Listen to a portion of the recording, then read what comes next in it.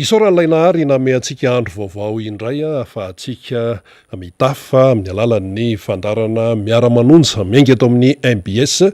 fandarana izay efa tsy zoviana aminareo intsony satria dia Miara Manonja isika arak'izany anaran'izany. Ka na ianao eto Madagasikara na ianao any ampitan'ny ranomasina dia anterina ny arabo ambamipirarintso ho antsika rehetra tsy hakanavaka mihitsy amin'ity fandarana ity. Ka ny faniriana dia ny hoe samy azo izay tandrify isika mianakavy, samy azo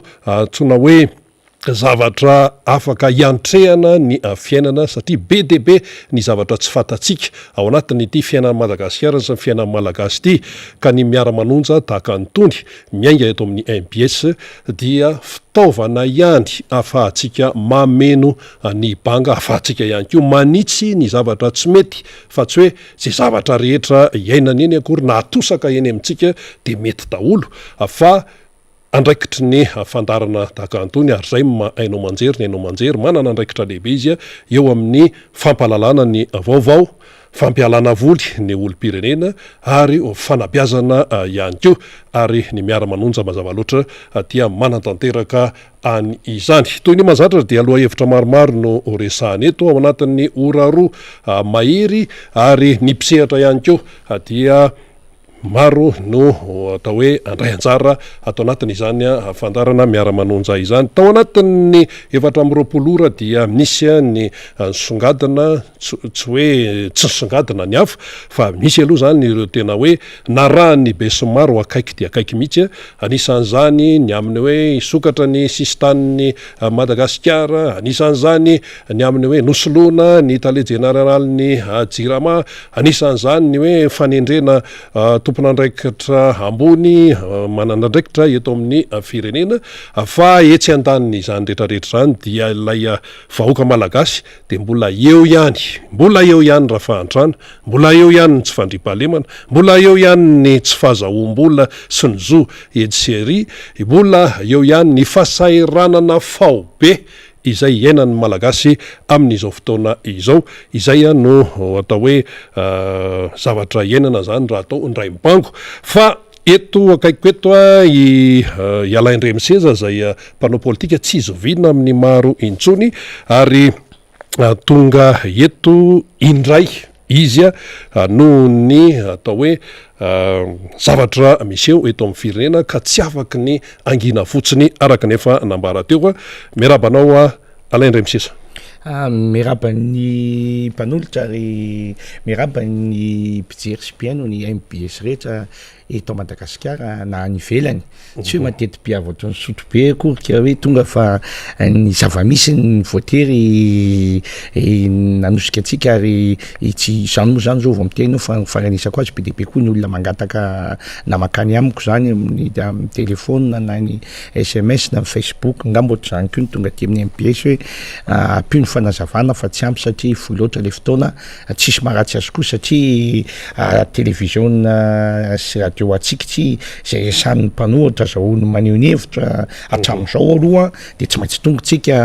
manamafy an'izany ary isaorana ireo mpijery marobe na ny eto an-toerana sy ny mpiaino na ny any ivelany noho izany favitrihana nanaraka antsika tato ato zany satria ohatra ny nalaza be hoe tsisy mpiaino intsony hoe tsy Miara Manonja fa miara mananiny zany ao daholo zany rehetrarehetra zany. Fa kosa matoa miverina amin'ny maizy azy ny fandarana sy toy miezaka mafy tsika amerina an'izany ary tsy resaka dalany atao eto na resaka kitoto fa apitrakantsika amin'ny maizy azy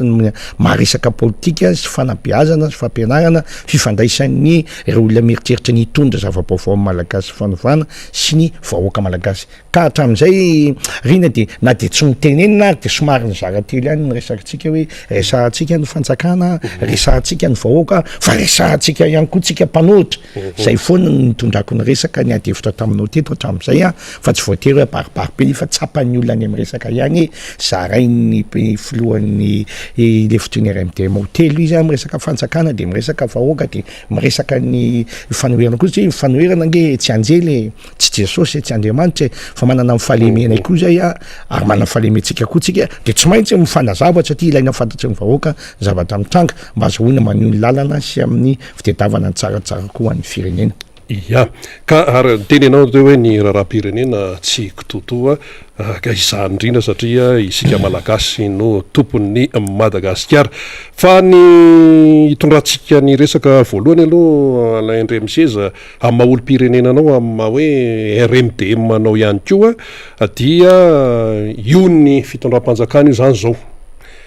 mandeha atsy mandeha makary mitokana an'izao mametraka zavatra atsy de mandeha foana le fitenenana hoe manara-penitra sy ny sisa ary miseho eo anatrehan'ny vahoaka malagasy fa tena hoe manao zavatra mahavita azy alao hitabataba ny mpanohatra alao hiteny any zay hiteny fa izay mahavita zavatra dia aseho amin'ny alalany hainao manjery sy ny gazety maro samihafa ahoana ny fahitanareo an'izay tonga de amin'ny hoe maso mahitsy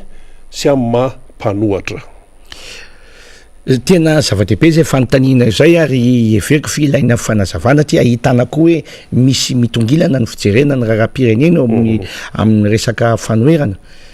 ao anatin'ny tambazotra moa zany ny lazantsika ao anatin'ny Facebook izy moramora koa azy ny olona rehetra de efa tao anatin'ny 3 andro zao ny tenako mahita zay misy olona zay mpikirakira serasera ao anatin'ny Facebook io na influenceur moa zany ozy mbaza zany hoe miasa mba ho apititra ny hevitra ao anatin'io 6% io nisanjato mantsony no mampiasa an'izy io amin'ny vahoaka malagasy na misy eto fanary fotsiny azy zany de manazava hoe misy olona zay ao mono manao compte fake malaza be zany tsisy malana an'izany ao nyreo mitolo-tena mihitsy miteny amin'ny tenany de mandefa vaovao ao anatin'io Facebook io ifampiresahan'ny olona ka misy olona zay namana zay nahitako vaovao ary mbola nisy nanoho io vaovao io hoe nanaovy tsy dipartany ny fanjakana ny filoham-pirenena tao anatiny tany amin'ny faratra avaratry ny Madagasikara tany rehefa tonga tao amin'ny toerana anankiray izy namakenga misy raha tsy diso koa dia nampanantena fa tsy maintsy hoasiny électricité ao amin'le tanàna dia napaka poto de naterina teo ny poto ny zava-misy ozy le ranga amin'ny le namana miteny ao anatin'ny Facebook io de voalasa ny filoham-pirenena de nalaina le poto de naverina tany amin'ny toerany ray aloha zay faharoa de mbola nisy koa ny fidipartany zay nanaovana sary zay hitako mihitsy ny sary ny filoham-pirenena miaraka amin'ny ankizy manao fanamiana tsara tare misy volomboasary ny sisiny manao kapa namena cahier zany namena cartable de maka sary anatin'le trano manara-penitra inona seho hitan'ny olona teo voalasa ny filoham-pirenena de nasaina nanana an'le fanamina daholo ny ankizy de nalaina ny zavatra tany aminy de noroahana fa tsy afaka mianatra amin'le sekoly manara-penitra zany ve re olona ny atao eto amin'ny firenena mbola tsy manomboka akory ny propagandy de efa manao kitofety sy maka etotsika hodominao tapandray ny vahoaka andoherany tandremitsika zany ny zava-misy ka tsotra ny fanontaniako raha laingy zany sambory le olona namoaka azy ohatrany samborana an'izy tena matsika ny samborina lazaina na mivoaka namoaka vaovao diso na lefa teny an-tany mora tsiray roa telo zay karaha diso le izy to magaga amiko fa totsy ary le olona nefa manoratra ao anatin'ny Facebook mihitsy samboy ara masay la zany magaga de ozy zay hoe marina zany le vaovao ary raha marina le vaovao loza ho an'ny firenena zay ny zava-misy namana rina ary mety mbola itoy zany fa tsy mijanona satria isy rotsika de mbola matsapa fa mbola miazakazaka ary tena mamono tena mihitsy le fanjakana mandeha manao tsy dipartany ary de mampiasa an'io Facebook io amin'ny resaka lainga sy tsy marina rehetrarehetra azahoana manamafy ny toerany manao hoe izay ny tena mahavita azy tsy mila an'izany ange fa oke hitatsika eo ihany io izy any mahavita azy maniny ianao matao an'izany de manao an'izany de ozako hoe matahotra io fanjakana io efa tena torakovitra io fanjakana io satria izy manao sondage de tsapana fa sondage ataony de mety ho fito isan-jato ndraiky io ny vato azony ka eo am'izay le sondage zay indrindra lasa misy hoe sondage ataon'ny mpitondra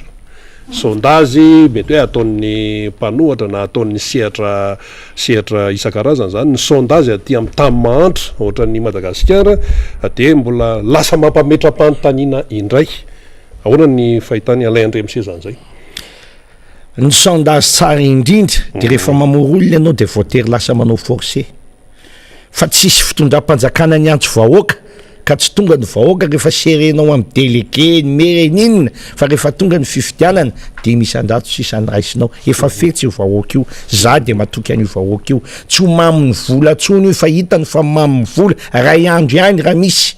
de fa mandritry ny 5 taona izy a velivenesinao am'izay tianao anaovana azy de efa hitako fa tsy ho zany tsony ny fifidianana am'tiny zany matokony vahoaka fa tsy zany ny zavatra tanga alao anaonao foana aho alao anaonao foana eo ahitany azy anaovan'ny olona azy za de maprisika ny olona mihitsy anafay an'izany fomba zany satria everiko fa zany fetsika zany de mamofady zany ary io mola am'le taon'ny olona hoe ty oeraoera ty fanavotam-pirenena ny asaina ataonao ina ny andaninandro amin'ny oeraoera tsy alaonao hoe manavitra firenena zay de io tsika mahita azy fa maninona tsy mandeha makany amin'ny fanavotam-pirenena satria ngamy rehefa vita amin'ny fifidianana raha sendra misy no aiaoaia de any Dubai zay any Taiwan zay any Paris zay de any zay miresaka kokoa aminareo fisokatra koa moa zany ny atoato ny sistany ke ho avy daholo reo fiaramanidina rehetra ao daholo zany mbola resantsika eo zany rehefa aveo fa de hita am'izany fa atao paisokady foana le vahoaka malagasy badibadona amin'ny zavatra tsisy dikany foana le vahoaka malagasy ke mifoaza amin'ny torimaso ro vahoaka malagasy fa soa voavidin'ny olona amin'ny zavatra tsisy dikany eto indray tsika menakavy ka ny fanjakana moa zany zao manao an'io fihetsiny hoe mandeha atsy mandeha makary mandeha makatsy de miseho amin'ny enao manjery-panjakana de reo misy olona miorakoraka manao akanjo mirahira sy ny sisa manoloana an'izay iny zany le hoe fasady fa manoloana an'izay fahitan'ny Andriamatoa Alay Andremiseza azy ve efa mipetraka ny fahamatorany vahoaka amin'izao fotoana izao le fahamatorana mantsy teny mavesa-danja be zay fahamatorana amin'inona fahamatorana mitondra makaiza aona fahitany Alay Andremiseza indrindra ho an'ireo maronisa eto amin'ny firenena ny any ambanivohitra rehetrarehetra za de mahatsapa fiovana mihitsy eo amin'ny fihetsiky malagasy na mbola misy ary ny sasatsasany mbola mieritreritra afaka mame ohatra mbola hoe le zany zao mandeha makany amambo efa azo atao ambanivohitra mahambo zany raha tsy nety amoron-dranomasina moa zany akotrako de vazaha daholo ny tompotompon-javatra ohatra araka mahazatra fa anerinan'ny mahambo de tena ambanivohitra vao mipitiny arabe ianao de ambanivohitra daholo ary ny ambanivohitra zany be de be satria ny mponina ao mahambo de mitovy isa amin'ny mponina ao Finerivesta zany hoe efa betsaka efa ataotsika efa any amin'ny 35 000 habitants eo izy raha tsy iso na 37 000 zany efa tena tanan-dehibe zany anyarina any ambanivohitra daholo ka ireo olo reo de efa rehefa miresaka aminy ianao de tsapanao mihitsy rehefa hitina manao fetifety izy de mandeko fa tsapanao mihitsy ny marary ny fony marary ny ainy mahita ny fiainan'izany any am-pianarana mahita ny olany rehefa misy marary mahita ny vidin-javatra de efa tsapanao mihitsy hoe zany na mividina lavany fotsiny ange de hitanao zany matsapanao mihitsy hoe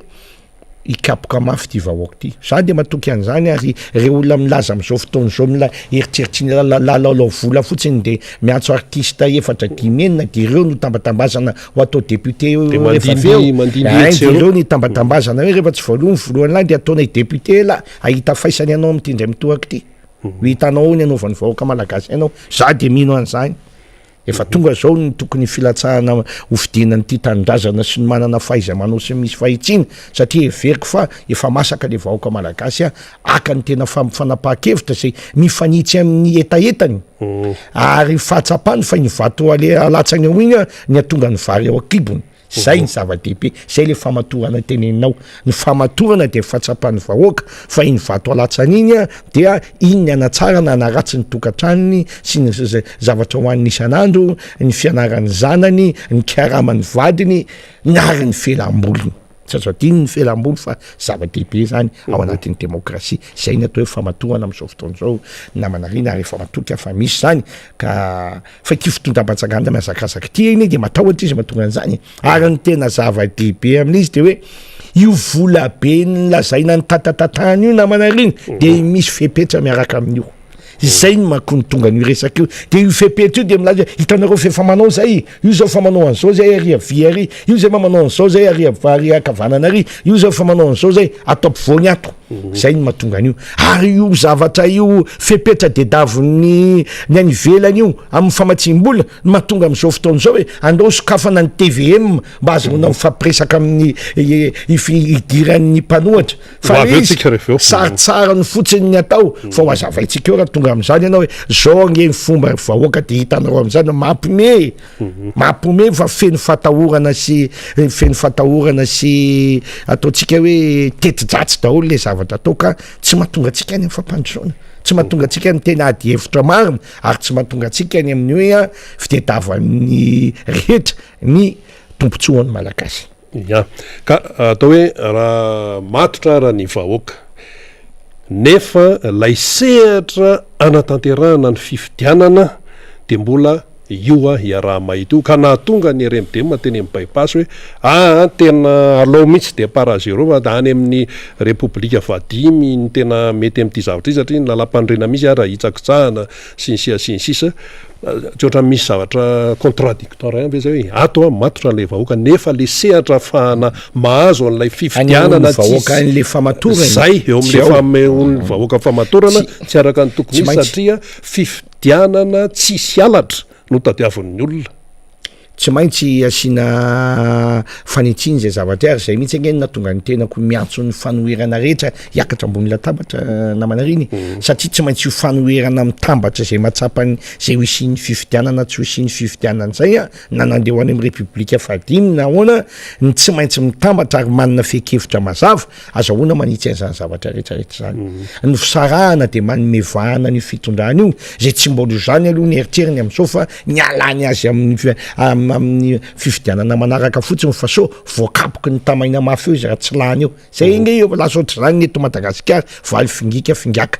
zany hoe na le mitondra ary de efa am'izao fotoana zao de efa marary ny lohany tsy matoa hoe raha tsy lany eto moa zany de ahoana raha tsy tafavoaka ny sisy tany zany olana misy am'izao fotoana zao mampanahelo fa zany no mahazo mety efa misy mieritreritra ny tsokangasa efa mametraka plan hoe raha vo misy an'izao de aria tsy maintsy ary mieritreritra fa zany no mahatonga ny misy vola gasy mivoaka be de be any velany am'izao fotoana zao afaka manazava tokoa momba an'izay ve ianao za mihevitra fa be de be ny vola tsy mody eto Madagasikara zany am'izay lafin'izay hoe tsy vola kely amin'ny tiako tenenina ny vola tonga ny ariary tena sahirana ny ariary zay no mahatonga ny anisan'ny sariara-manio zany hoe alohan'ny sasatsasany manao investissement any firenekafa atsay no investissement eto amintsika eto zay zany ny anisan'ny problème anankiray ary ny firenena any velany efa zay mamatsy atsika manampy atsika na miresaka Covid teo de mety mametraka fepetra mazava tsara ataovy ara-dalàna ny démocratie anareo ahoana ny radio sy ny télévision nationale nareo zay any vahoaka fa nareo mitantanazy no misy vahoaka tsy afaka miteny ao de miazakazaka mitady hevitra ahoana ny atao andao aloha atsona de atsona aloha zay mety malemilemy mety azo tambatambazany de aveo ndray miantso andrakody de miantso andrabe efa mazava nefa ny RMDM manao atao hoe mpanohatra ary magaga am'izao fotoana zao fa na ny olona tsy miavinavina tamin'ny RMDM sy mpanaratsy azy manjary mitondra mpanao hoe zay ko RMDM de ohatra erery lala oziny ekizy lasa miteny an'izay matetitetika tato ato azoko amin'ny ekizy ao an-trano zany lala marina ny azy zany tokotrany le izy lasa RMDM matolitsika tsara zany irarina fa tsy manala-baraka tena le olona manao an'izany ianao ve miavinavina na fivorian'ny RMDM mara natao teo amin'ny bypass tsy tonga ianao naniorinao ary tsy tazanao zao anao iazakazaka zay RMDM de zao tsy nahazo baiko aty aminay hatram'izao aloha ny fantatro flo ao de efatra dimy de matora valimanana ny flo national Alain Demseza vice flo levitra Edouard Tsarame flo levitra madame Arlety flo levitra zany ny flo levitra hitako de mialatsiny reo no manapaka reo tsy maintsy miara manapaka fa tsisy manaonao Alain Demseza tsy manao sinirerany andana de ataovy any ty riakoto na i président Ravalimana na me sinirerany de andana fa mandany ty tsy ara-dalàna zany fa matona atao fikambanana maro ny eo de fikambanana maro miara manapaka fa raha zao tsika de nomboka ny tsy anaja ny fepetra sy ny tsy anao démocratie koa atao anaty tsika de andeha ho izany firenena mbola ho resantsika zay rehefa amin'ny manaraka eo fa miresakytsika hoe fa miresaky tsika momba ny hoe fihetsiky ny fanjakana am'izao fotoana io zao nareo manampitamby mafy ny any ivelany izy nahazo invitation nareo amin'ny anaran'ny ORTM no nandefa n'ilay invitation zany hoe anao fandarana ao amin'ny TVM adihevitra moa zany le izy adihevitra de io zany zao ny fanjakana ny teny io anefa efa misokatra sy ny sisa efa mba misy fiovana sy ohatran'izay ahona ny fahitanareo an'izay zany zao matsikaiky le izy aleoha tonga de ataon'izay matsikaiky le izy satria zao invitation nareo zany ho any amin'ny tonga le TVM invitation hitako mihitsy le taratasy officialy misy fitomboka misaotra ny ORTM misaotra ny TVM zay misaotra ny RNM zay efa nisy dingana vita eo amin'ny demokrasia satria mahamay mafy ty tsy azo vola amin'ny avy any ivelany ity satria zay ny fepetrataonao zareo fa saingy zao ao foana le toetra ratsy rehefa tonga le invitation de zao notsoratra ao irina indrindra mba i président Edouard Tsarame no solotenanareo fa maninona moa no nibaiko ny olona ho alefanay ihany ay zany misy soratra voalohany aloha zay mandefa ny olona alefanay de ny fanjakana mandeha milefa ny olona alefany fa mpanelanelana ny TVM mampanao adihevitra io hitan'ny vahoaka ko maninona no izy nifidy ny ekipa azao de fa mampime ina ny diranareo am'izany zay de faharoa ifanehitra amin'ny atao hoe TRMTM amin'ny sabotsy zao amin'ny zoma zao io ngamba raha tsy diso fa izy amoly hoe TRMTM ny TRMTM de le milaza hoe tena RMTM zany hoe niala vato amin'ny RMTM izy de namorona fikambanana ava zay nataony hoe tena RMTM tsisy olany zany demokrasitsika tsy manome tsiny azy am'izany fa inona ny dikany ny RMTM de mpanohatra rehefa nandeha tao ny adihevitra de ozy reo hoe tsy tena mpanohatra reto fa misy tsy tianay ohatra misy tsy milamina ohatra misy manao fifanarahana amin'ny fanjakanao zay ny heviny tamin'ny voalohany dia anangan'izay ny hoe tena RMTM zany hoe tena reny vahoaka tsara ny tena dikan'le anazy tena rotobe ny mpanohatra hoany amin'ny demokrasia mazava ho azy firy zany ny tena mpanohatra iatso ny mpanohatra zahay zay sadasada ka ina no ataonaka ina no ataonay ao amin'ny TVM samy mpanohatra ny iresaka tsisy resaka azonay atao aminy fa raha iantso izy de andana ny fitondram-panjakana metsoany TRMTM de ho enony eo ny teniny raha ho enony vahoaka na metsoany RMTM de enony eo ny teninay mifanantika amin'ny tena fanjakana fa tsy koa sadasadana fanjakana zany hoe misy milaza fanjakana nefa tsy mitondra koa mantsy ohatra ny sasatasany eo anelanyelany eo de androany izy tena mpanohatra de rapetro izy tena mpakasitraka ny Floandry Rajoelina de zay de frandrika sy fandaninandro ny vahoaka foana ny vahoaka rangaty tsy mily an'izany raha mafenao atsovy alainy de miseza de asavy miakatra ozy asainao miakatra fa ina ny resahako amin'ny TRMTM tsisy mihitsy izy aratsona hiaraka aminay raha mpanohatrako aniny zay sampa inona moa no hevitra tsy ifampitovizanay eo raha misy hevitra tsy ifampitovizanay dia raha tokantranonay zany aty antrano zany ny sasana fa tsy ilaina TVM zay zany no mahatonga amin'ny teny azay fa inona ny tiana atao fandriky ifanompeo inona ny mahafatrika fanala baraka zay ny hevitra aleo fantatro ny vahoaka hoe inona zany ny ao ambadiky lay fanasana ao ambadiky le fanasana de fandrika mihitsy atao hoe opainy reteto ny akilany de ho avy eo ny ady de afa-baraka eo ny mpanohatra de tsotiany vahoaka tsony zay le tetika tiana atao atsovy reny tena mpitondra ministra ny prime ministre ny tsy fantatro tsony fa atao aminay koa misy oatra arazo mitranga angamba de veriko fa rehefa anao ihany ny TVM de tonga ny tokony fananganana gouvernemanta ny fanoherana ohatrany any amin'ny anglisy neny amin'ny anglisy mantsy de misy natao hoe shadow gouvernement zany hoe tsy mba mamalimaly foana ny azy ny olona fa samy manany toerany hoe no alatsaka candidat irakoto irabenao atao prime ministre ialexa anao atao ministre raha tonga ny fotoana mandrapitonga fotoana aloha zany fifidianana de ireo no mamaly an'le olona very amin'ny akilany ministry ny aditany zany de zay ministry ny aditany ataon'ny fanoherana ny mamaly azy everiko efa mety zay zavatra zay ary mety andamina zavatra be deaibe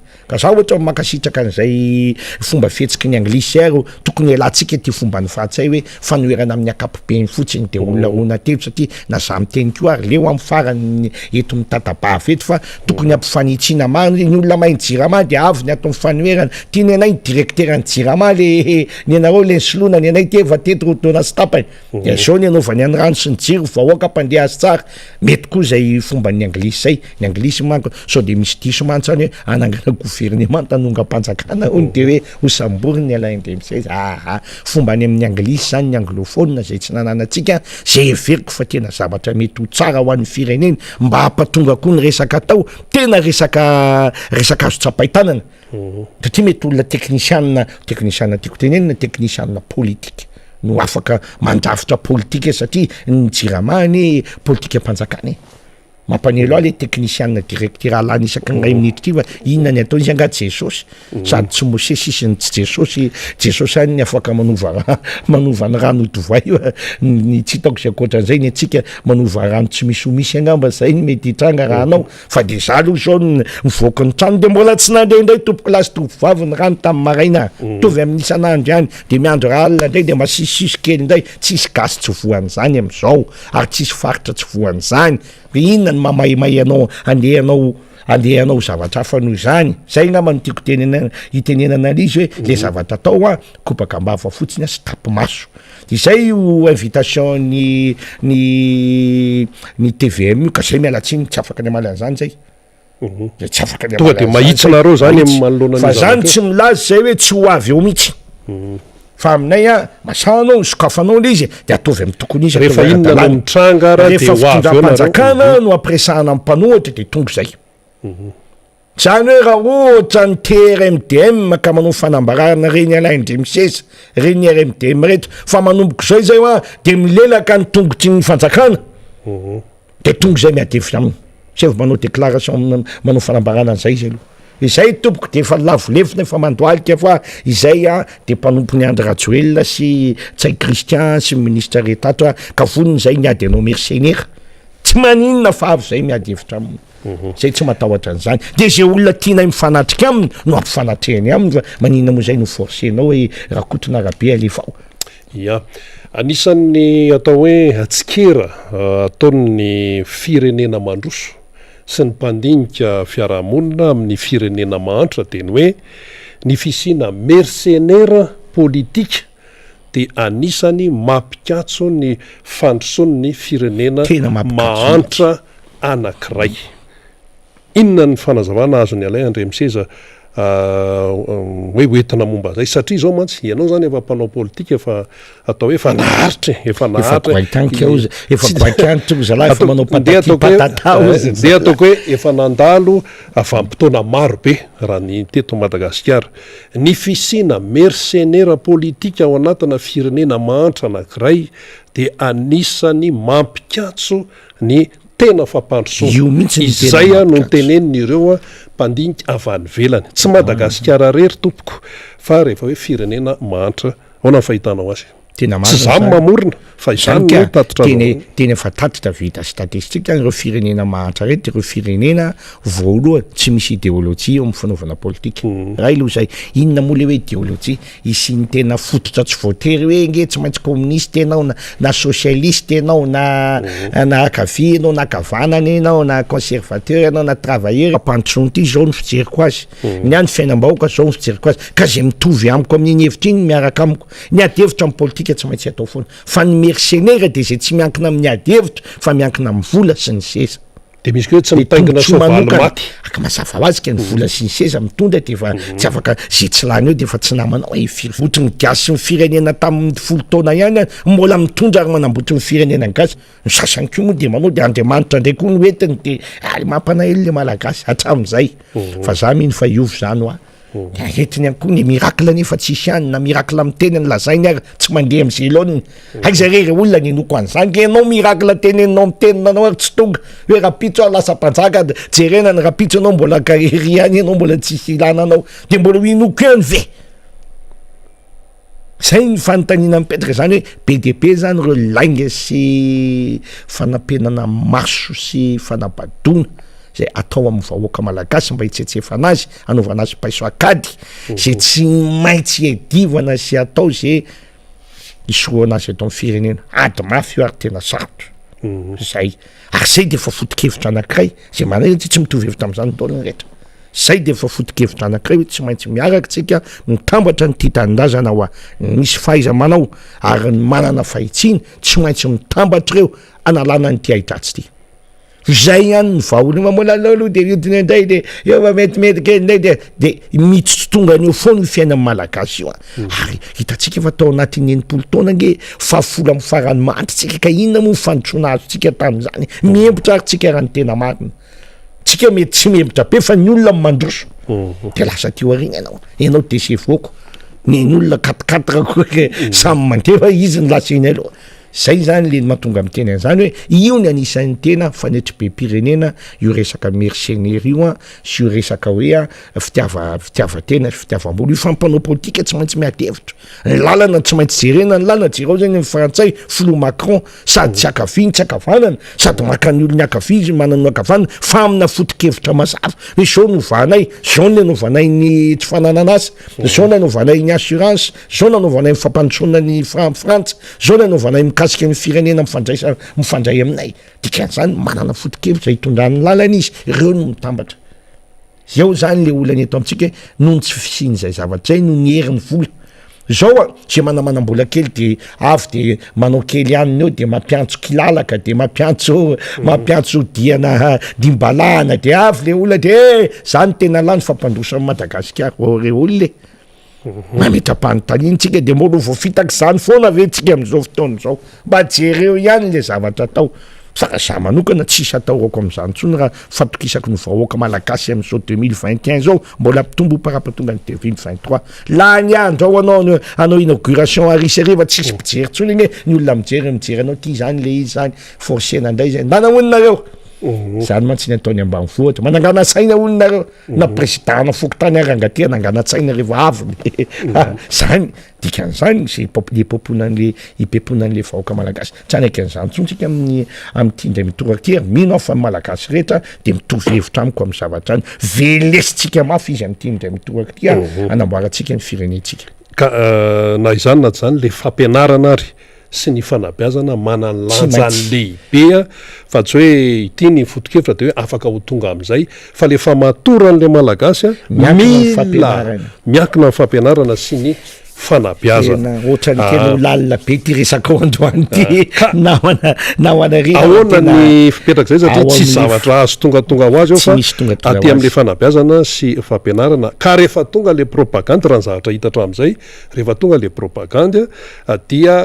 atao hoe ireo olona tsy de afaka loatra tamin'ny fianarana tsy de nahazo fanabeazana loatra no ny sitrapony ny tsy nahazahoany na mita fianarana lavidavitra no lasa lolovinasy risy sisa ahoana le fampianarana sy fanabeazana zay na de efa nyteny aza fanjakana hoe misy velo rano momba ny fampianarana sy ny fanabeazana hoe za hoe sisy mivoly tsy mivoly ery nefa io ny résultat mazava ho azy mihitsy ny fampianarana de tsy fitaovana aloha fa politika fieritseretana ny zavatra tiana atao anatin'ny folo taona farafaratsiny zay ianao vao mametraka hoe zao ny ataoko amin'ny fampianarana fa tsy hoerahoera ny fampianarana fa ny mianatra tsy maintsy miafy ny zavatra mampanaely de ny zavatra mitranga am'izao fotoana zao de manome ohatra anao fotsiny ahako alohan'ny idirako amin'ny tena votoatiny zany amin'ny zavatra atao EPP manara-penitra no atsanganao tsara be fa eo ampitany misy EPP anankiray zava-misy zany nefa ny lycée tsy misy de mametra-panontania atao inona EPP BDP anaran'ny olona tamin'ny CTM nefa ny lycée tsy misy eo BDP ny ankizy tsy mianatra zay lehibe ilaina mamokatra reo ny amokatra ary reo no amena fitaizana andeha akany amin'le famatoran'ny vahoaka ao zany ny olana fa inona enao ihany mieritseritra ataoko tsara tare tena batona vahoaka de atao de EPP akavy ratsy be na loko aratsy vita ny tafo efa mitsoka de enao manao EPP kely tsy mahazaka anare ampafolon'le atao anatin'le EPP koa akory andeha atao amin'ny ilany fanontaniana mipetraka iza ny anatra amin'le EPP manara-penitra andao mba jerentsika mbola tsy nahita tamin'ny télévision hatram'izao hoe tiany manara-penitra ka misy mianatra sa indrasana 2023 ny inauguration zany ve natao mampianatra amin'ny malagasy sy manabe malagasy tsy mahita hoe reto ary fanontaniana iza ny mianatra ary iza ny mianatra ery amin'ny EPP korotokorotika sy tsy misy bansy tsy misy tablio fanontaniana petrako zany ilaina fandinina mialatsiny raha mamoaka azy zao satria tsy tokony navoaka kokory zany avelanao foanao hitana azy eo amin'ny politika ny fampianarana de mazava ho azy ohatra fotsiny zavatra kitoto tsy asina oniny tsy mandoa volantsony any ampianarana fa 0 ariary tsy misy akory fanampiana taonao na mesure d'accompagnement miaraka am'izay ba de natao kapartiny de tsy misy rehefa tsy misy tsisy karnetsony any ampianarana tsisy lakretsony any ampianarana ahoana ny apety an'izany am'izao fotoan'izao efa mandeha ny fampianarana misy kesy école ao anatin'io zavatra io zany foana mena vola zany directeur manao hatramin'izao mbola tsy tonga any ampianarana fanakaiza zany vola tsy misy vola tsy mampanina antsika efa fantatsika misy gabrara koa tsy mandeha am'zelony mandeha am'zavatra hafa fa dikan'izany tsy nataony lara-pahamehana mihitsy ny fampianarana mbola tsy tenyny fanabeazana koa fa ny fampianarana de fa tsy atao lara-pahamehana zay ny zava-misy dikan'izany tsy misy fitiava-tanindrazana mihitsy andeha makany amin'ny hoe reto zanako reto ataoko iny tsy tsapan'ireo fa zanany za matsapa fa zanako reo zay mahasamihafa ahoana ny anarenako an'ireo ahoana ny atongavan'ireo ho amin'ny teneninao ho vahoaka mahamatotra olombanina ary mba ho citoyen manan'zay maizy azy haifidy zay masantenatany tsy maninona fa ianao tsy mahay raha firenena te androso tsy maintsy mandeha am'izany izy anefa jereo ny flou américaine ho ay Obama ge timbahoaka fa miala rehefa tokony ialy satria Mitterrand ny aly Chirac ny aly satria nahoana satria le lalam-panorena ny fantany fa zava-dehibe ho an'ny fampandrosoan'ny fireneny ny fanaovana an'io ny sy fandoliana eo anatrehan'io na izy ianao na izy fa raha tsy zany de misy tonga de anova fotsiny zao efa eto de ataoko mamay daholo de eto mandrapavatoko tsy samanao an'izany ry zareo satria efa fantany azo ny tao anatin'ny fampianarany fa io lalam-panorenana io tsy azo antsika hitsakitsahana fotsiny fa lasa mpamosavo milevina morokady io tanao zay le olana amitranga tsika nefa mbola manao an'izany satria tsy ao amintsika zay fampianarana fotsiny ina moa ny ifandraisan'ny fampianarana fanabeazana de io lazainao mahaolombanina be de be miadevitra amiko na amin'ny Facebook na hoe orala tsy ifandraisany mihitsy zany fampianarana sy ny fanabeazana zany toy orangatia atanatoratra ray amin'ny fanabeazana ny fampianarana satria fanomezana anao connaissance zao izy vazaha na fahaizana sy mandeha makany amin'ny fahaiza-manao fa tsisy dikan'iny raha tsy fenao amin'ny maha-olombelona anao zay le fanabeazana ferahanao miasa amin'ny fiarahamonina fa maninona moa tsika no mandeha akavanana rehefa mitondra tomobile rina fa maninona moa ny zaza no ampianaritsika manao vasafady rehefa misy olo dehibe fa maninona tsika matsapa fa taloha rehefa mitangina puisy mitsangana rehefa mahita osokony zao tsika mahita sokony ianao ny tahiditra farany eo zay le fanabeazana le fandianany olona vany amin'ny fahaizany mandeha makany amin'ny mahaolombanina azy sy olo-matotra azy azahoantsika miara-miaina ao anaty fiarahamonina andraikitry ny sekoly koa zany fa tsy ny sekoly rehetra andraikitry ny fiangonana koa zany andraikitry ny ray aman-dreny zany tsisy afaka mialabalo io tsisy afaka mialabalo zay tsika voatena hoe firenena vonina andeha mifampantro manan-kareny tsika fa mahantry tsika am'izay zavatra zay ampahantrany tsika amin'ny zavatra zay efa tany amin'ny conférence de Berlin mialatsiny ava zao manomboka miteny an'izany any foana tany amin'izany conférence de Berlin zany efa taona firy-tanirina tany zany nivory daholo ny vazara malagasy de nanapa-kevitra fozarazarainy Afrika ary voalaza tam'izany Madagasikara ary sao ny amelezana azy anaovana azy mamay ary tafiditra am'izany ny fiangonana azahoana amelezana ny lohatsika mialatsiny amin'ny fiangonana fanjara amin'ny fiangonana manary tena rehefa tonga amin'ny fotoana nanao tsika tamin'ny FFKM reny tohizo fa tsara fanjaranareo koa manao fanabeazana sy mitondra amin'ny firenena makany amin'ny vanina paradisa ve ny teneninareo de ny eto tany ara tsy vitanareo mialatsiny na manarina voatery tsy maintsy miteny an'izany raha misy olona mpivavaka misy ohatrany ty Madagasikara ty hoe reny dazanao fa reo mpanao katolika italiana reo mbola tsy mivavaka no malagasy tena marina zany fa mba Andriamanitra mba ameo anay mba tombontsokelinay eto tany fa tena mafy eny izy ty ka tsika efa men'Andriamanitra ny atao hoe tany malalaka sy zay zany Andriamanitra nanome fa balitany tsy ambinina zany mialatsiny ao am'le resaka fivavahana tsika vao miteny an'izany de tezitra na ny any an-trano fotsiny ny any atokantranonareo nina fa hitana vakivaky le izy ozy efa hiakandrana ka tsy hita sy anafena anazy fa zava-misy zany hoe tsy maintsy mandray andraikitra ny fiangonana miditra amin'ny fanarena pirenena rimopero pastero andraikitrareo zany fa miparadisy zany mbola lavidavitra atram'izao aloha mbola tsy fantatra fa nyhita aloha zao fanatsarana amin'ny fiarahamonina tsy mifari-piainany malagasy afetsika mandeha makany am'izany mahatonga amiteny an'izany tsy mbola nisy Andriamanitra sy baiboly tsy niteny afa-tsy ny testamenta faharoa ihany ny vakiny fa ny testamenta voalohany de fanatsarana amin'ny fiainan'ny zanak'Israely hatramin'ny voalohany ka hatramin'ny farany ka maninona ny fiainany zanaky ny malagasy ny tsy ho atsaraina fa kio ny ranomasina bandeha koa zay mba samby afaka mba mandeha makany amin'ny fampandrosoana zany ny ilainy malagasy mialatsiny ama tena zavatra tena marina zany nahoana zay no avelanao anatin'ny fahoriana nefa tena mamono tena mafy mivavaka isan-kalahady fanontaniana mipetraka zany iny ary tsy maintsy apetraka amin'ny vahoaka malagasy apetraka amin'ny mpino rehetra hoe mandray andraikitra tsika mba hanarenana amin'ny firentsika anisan'ny adidin'ny kristianina zany adidin'ny slamo zany aradidiny tsy mivavaka ihany koa misy PDP ny olona PDP zay mandinika ny eritreretiny fa mety tsy mino zany manana didy ihany koa izy amin'ny firenena izany rehetra zany de miala avy any amin'ny fampianarana mandeha makany amin'ny fanabeazana tsy maintsy arenitsika zany tsy maintsy atsangany zany ao mihitsy ny tena potehina ary zay fanjakana tonga eo de vao maikaka ohatra ny mampirisika ny fanapotehana azy sy manao zay anapotehana azy any anaty fampianarana veranga misy manao compte fake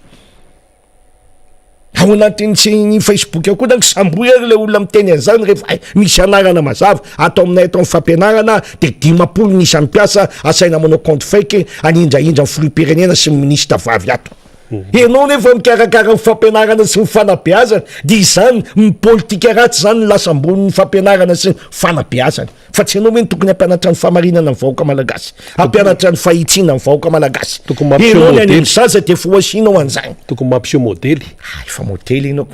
zao moka fa tsisy modely efa zavatra avy zao sy ny fomba fiteny fa raha modely zany lazaina tsisy gouvernement tana zavatra nitrangatranga taero taona sy tapan'izay namanare inona tsy nitranga tamin'ny gouvernement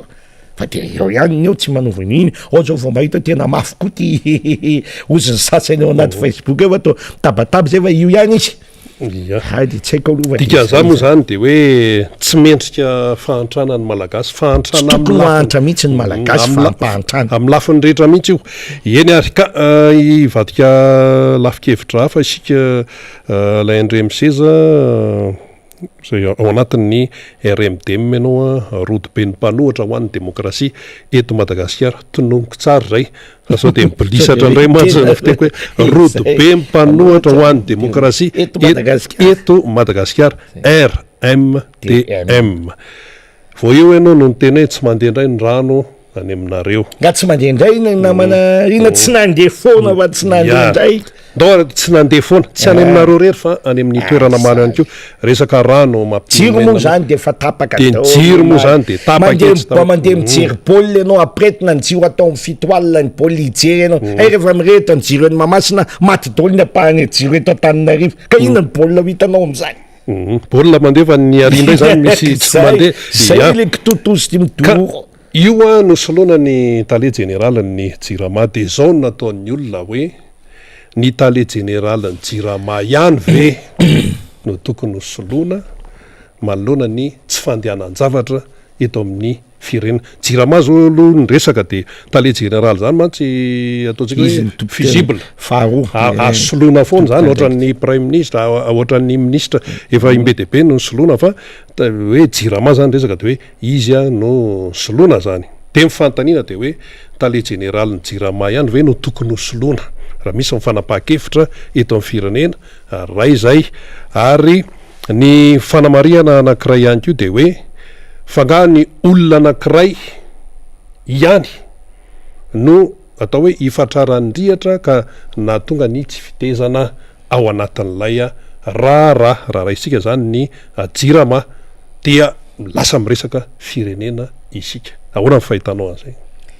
problema fa enimpolo taona io ny namanarina tsy mavahany io tsony raha resaka directeur siany zany tsy faiza mitantana tsy fananana politika mazava amin'ny fomba anarena anazy misy tsy hay azavao misy ary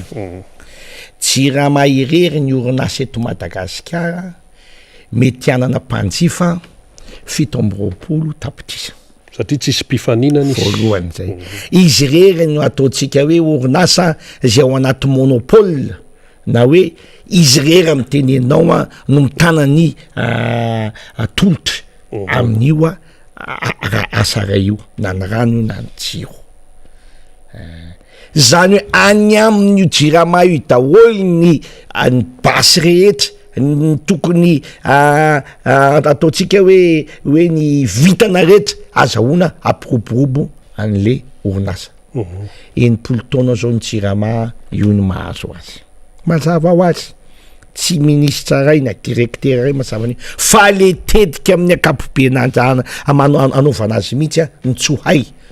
satria ny jirama orinasa mpanjakana orinasa mpanjakana dikan'izany ny fanjakana zay mitantana azy mihitsy fa tsy hoe orinasa natale anankiray na mahavita azy ary tsy manana ny vahaolana anaovana an'io voalohany faharoa manao faotana ny jirama satria zao ny atony enao anatsara ny fitaovanao aminao ny ento manao any aminao tsy ampy raha ampekarinao ny sarany fanjifanany jiro sy ny rano de mena nisan'ny olona manjifa satria ahenany ko ny fanjifana ianao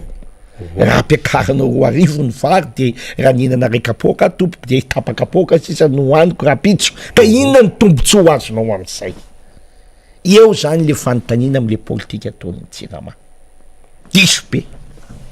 ary efa ely io ny diso fatsotandroany any mbola mitio mbola diso any mandrakina hanananay ny vahaolana am'izany ary hainay no atao rehefa tonga eo zay am'izany ary tsy resaka kobaka ambava fa voavahantsika ny olany jirama rehefa tonga ny fotoana hamana an'izany zay voavahantsika zany fa matotsy veovao atao io ny fitaratry ny tsy faiza manao ary ny tsy finiavana anamboatra amin'ny fiainan'ny malagasy eo amin'ny lafiny rehetra zany hoe mameko resaka amin'ny malagasy ny eto Antananarivo nge zara raha misy 300 isan-dato ny manjifa ny jirama namanariny statistika mazabo zany raha mbola misy 300 isan-dato ny trano no manana ny jirama tena mbola lavitry ny afo mihitsy ny kitay nefa ianao fahity de ohatra zany ko ny raha tsisy jiro zany moa de mianao anaty maizina zany mbo jiro koa ny raha Madagasikara mbola ratsy fitantanana ihany koa ny natonga an'io avy eo tsika rehefa avy eo mbola ratsy fitantanana koa ny natonga an'io mitovy ihany ny areta zany hoe reo orinasa zay ny tantanam-panjakana zay ny lazaina fa nisy kabarina atao fa ho ataontsika farany zay ohatra eto anatin'ny Afrika io mitsotongana maty io fahity io zay ny zava-misy dikan'izany io ny fomba hitsaratsika azy anisan'ny fitsarana azy zany ary tsy reo ihany raha mitanisan'ny orinasa maromaro anao izy ty fond d'investissement aiza nalehan'izany Andriamanitra tsy hitanao tsony fa de ao de miafinao ambadibady teo de tsy hay na manao inona na manao inona dikan'izany zany ny resaka jirama na soloana aza ny tale généralny jirama tsy hoe afaka atenaina hoe plan de ataoko amin'ny teny français zany plan de redressement global ny ilainy jirama plan de redressement global zany farafaratsiny zany plan quinquennal atao anatin'ny 10 taona ary misy efa faritra mazava hoe ny vahaolana atao ady reto fantatry ny mpanjifa reto daholo reo olona le izy fa maninona zany anaty taratasy ray fa maninona zany tsy ataon'ny fanjakana ary raha ianao no tsy hainka mijery fa maninona tsy atao tsy hanome azy fa le amena azy ataony kototo zany ena ny mihevitra foana izy amony teny ndao idina sisy tany ialaindre misesaka iny teny zany ady aloha teny iny koa zany teny zany tamin'ny filora valomanana mbola nedivan'ny olona tatao iny zany resaka an'izany hoe anaovana conférendany ianao président teneno fa ilaino mbola ady hevitra be adiny telo vao nanao an'le conférence de presse ny président Ravalomanana nazavaina azy tsara io izy iko zay voaina indray izy ty nazavainy président Marc Ravalomanana tsara tamin'iny de io izy zao nefa voaina indray izao avy io mantsy tsika ny fanidina azy taraika ny famahana azy anganeka tsy ataoko toto tsy maintsy misy fepetra miaraka amin'io de ho hitatsika raha voafeny fepetra zay inge andao jerentsika raha voafeny pepetra tsisy manakana an'izany zay tsy manakana amin'ny fanokafana azy mihitsy ny fanidiny azy nangatana ingedy satria tsika nosy namanarina ny tao anatin'ny sainy fanoerana nosy tsika raha vao mikatony io diny mbola tsy misy aretina tsy ho azony aretina itsika zay nanaovana azy fa teo de lalovina teo mbola manao mariazy rakoto mbola nandeha nakany Dubai raha be mbola zao akatona rapitso alova raha afaka pitso tonga ny ministre serasera nanao conférence de presse sao de ferinareo fa tondony zay avy ny serasera ny présidente sa tsy zao mitondra fa je zany tadavy ministre ny transport tsy ampafirin'ny choléra sy mipesy teo avy ministre ny transport ny laza hoe apitsy tonga na ny économie atsika zany io isy io araka io ny économie anao ko tsy haiko nakaiza le ranga iny ve mbola tsy otrany io ny économie anao ranga ty jereo zay zany le fipetany hoe zany ny fanokafana azy teo de tsy maintsy ilaina fepeta entitra tsy ho any amin'ny gasy any amin'ny malagasy tsotra sarambambe bahoaka ny fiterany fanokafana an'le sistany aza vao kely zay mba ho azon'ny olona tsara hoe raha ohatra ka tsy voafehy tsara ndray ny fanokafana an'io de hitatra ndray ny aretina zay tonga ny varianty zany tsy azo fe tonga ny varianty satria ho avy ny vazaha hiditreotsy ny 5% ny malagasy ny vita vaccine de paritaka ndray ny aretina 0,7 alors 0,7 dikan'izany ireo olombitsy no mety ho avitra zany raha mbola tsy fantatra koa satria le varianty tsy fantatra raha voasakan'le vaccine zany mbola ao daholy dikan'izany misy tena fitandremana lalina tsy maintsy amperahana amin'ny fanokafana ny sistany zay nytiako tenenina mikasika ny sistany ka ao anatin'hitantsika ndray raha vitany fa tsy lasa barabara fotsiny sy kitoto fotsiny nday de fa tafiditra nday ny aretina so nday nataonareo malagasy tsy maintsy mivorimotra ny 9 nareo androany idina daholo ny lalana makariva savany etsy ananiny etsy tsy maintsy miangona tsononareo ry pino an'Andriamanitra avy nday zany le olona zay nge nisoroana tamin'le idio ny sesy tany zao izy raha vao mbola tsy mitanina de mety iverina nday zay ka zay zany aloha ny zava-misy io zany zao hoe isokatra ny sistany de engany mba tena hoe ho voafehy ny fepetra isan-karazany isy vahino betsaka zany ho avy eto ny ento mandeha mivoaka makany an-tafa ihany ko izy dia milay fandraisana ndraikitra zany ataon'ny tompona ndraiky mpanjakana zay nandray an'lay fepetra sy nandray nyfanapaha-kevitra tamin'ny conseil de ministre hoe hovahany io de any zany no hojereniny amin'ny malagasy manomboka zao hoe nivahanareo dia manahoana rahalay fepetra izay tokony hiaraka sy fandraisana ndraikitra amin'ny zay satria ty fandraisana ndraikitra ty mantsy andriamatoa lay andre miseza ohatrany hoe mandeha aloha de rehefa mandeha de zay vao manao mitady vahaolana tselika zay foana no mizahatra mitranga eto amin'ny fanjakana eto amin'ny firenena vahaolana tselika politikana tip-top ozy ny sasany zay enenivo ny fiarahamoniny no andrenesana fitenenana an'izany resaka fanokafana ny sistany any air Madagasikara misy piasa tsy mandray vola aho misy piasa mandray hoe karamana atsasa karama ao sisa dia fahitanao ny resaka airmaty isokatra ny sistany iny airbus 340 io tena tsy misy fanantenana mihitsy aloha amin'ny airmady amin'izao fotoana zao raha mbola ny fitantanana azy io ny ao io nge ny olona merité io nge foana ngo le resaka technicien nasolon'injato ara ny tompona hitanataratra zany amezako tsiny an'le fomba fiteny am'ty technicien isany ty tsisy zavatra mandeha raha vao tsisy politika akapobe na manarina tsisy ny era France nana problema hatramin'ny gouvernement tany frantsay mihitsy ny nandray andraikitra zany restructuration Air France avy amin'ny fanjakana frantsay donc aza manofitsika tsy technicien zany ary ambany ery izy maka vahaolana am'izay azo atao amin'ny fiaramanidina fa tsy ny politika amin'ny akapobeny amahana azy ny fitadiavana ny vola fanaovana an'izao zao ny mety anarenana an'io ka sao de politika tsy izy koa nefa no alesy ka le olona ataonao olona tsy vonina am'izany ka io nge fitiava-tanindrazana taolo mitondra an'izay rehetra hoe ary Madagasikara anisan'ny zavatra tena tokony zava-dehibe amintsika zay ny tenenina nefa zavatra hafa ny ataonao reny anangana société privé ho solonera Madagasikara ny ao an-tsainao an-damosina izany tsy malala an'izany iza no tsy malala an'izany eto Madagasikara hoe vonio era maty io fa tsika anangana société ray ho atsika zany ny zava-misy eto amin'ny firenena io izy io dikan'izany tsy manana fanantenana amin'ny raha maty eo mihitsy aloha raha ao anatin'ny roa taona sy tapany zay mbola hipetrahan'io fitondram-panjakana eo raha mbola eo izy amin'izany nefa ve ny armady raha hoe tena mandeha amin'ny tokony ho izy tamin'ny nananganana sy tamin'ny andro ny président Tsiranana nandalo taty amin'ny Didier Ratsiraka, nandalo taty amin'ny président Marc Ravalomanana, nandalo taty amin'ny tetezamita moa zany teo ihany koa, de nandalo amin'ny président Ira Rajaonarimampiana, de zao tonga régime Andry Rajoelina. Raha ny fahitanao azy ve raha ny tantaran'ny armady afaka hoe tena orinasa tokony nyaina le izy sa tonga de hitsina hoe tena nopotehana? Tokony tena ohatrany Jirama ihany tanaty situation semi monopole noentina tety ny Etiopianrehetra tamin'ny voaloha Air France irery ny afaka ny famezivezy niaraka tamin'ny era Madagasikara, niditra corsaire tsy navela mitondra olona avy aty Madagasikara fa tsy maintsy olona entiny avy any ivelany eto fiarovana ny era Madagasikara to efa nisy vao mainka tonga ny era Madagasikara sy natao paisokady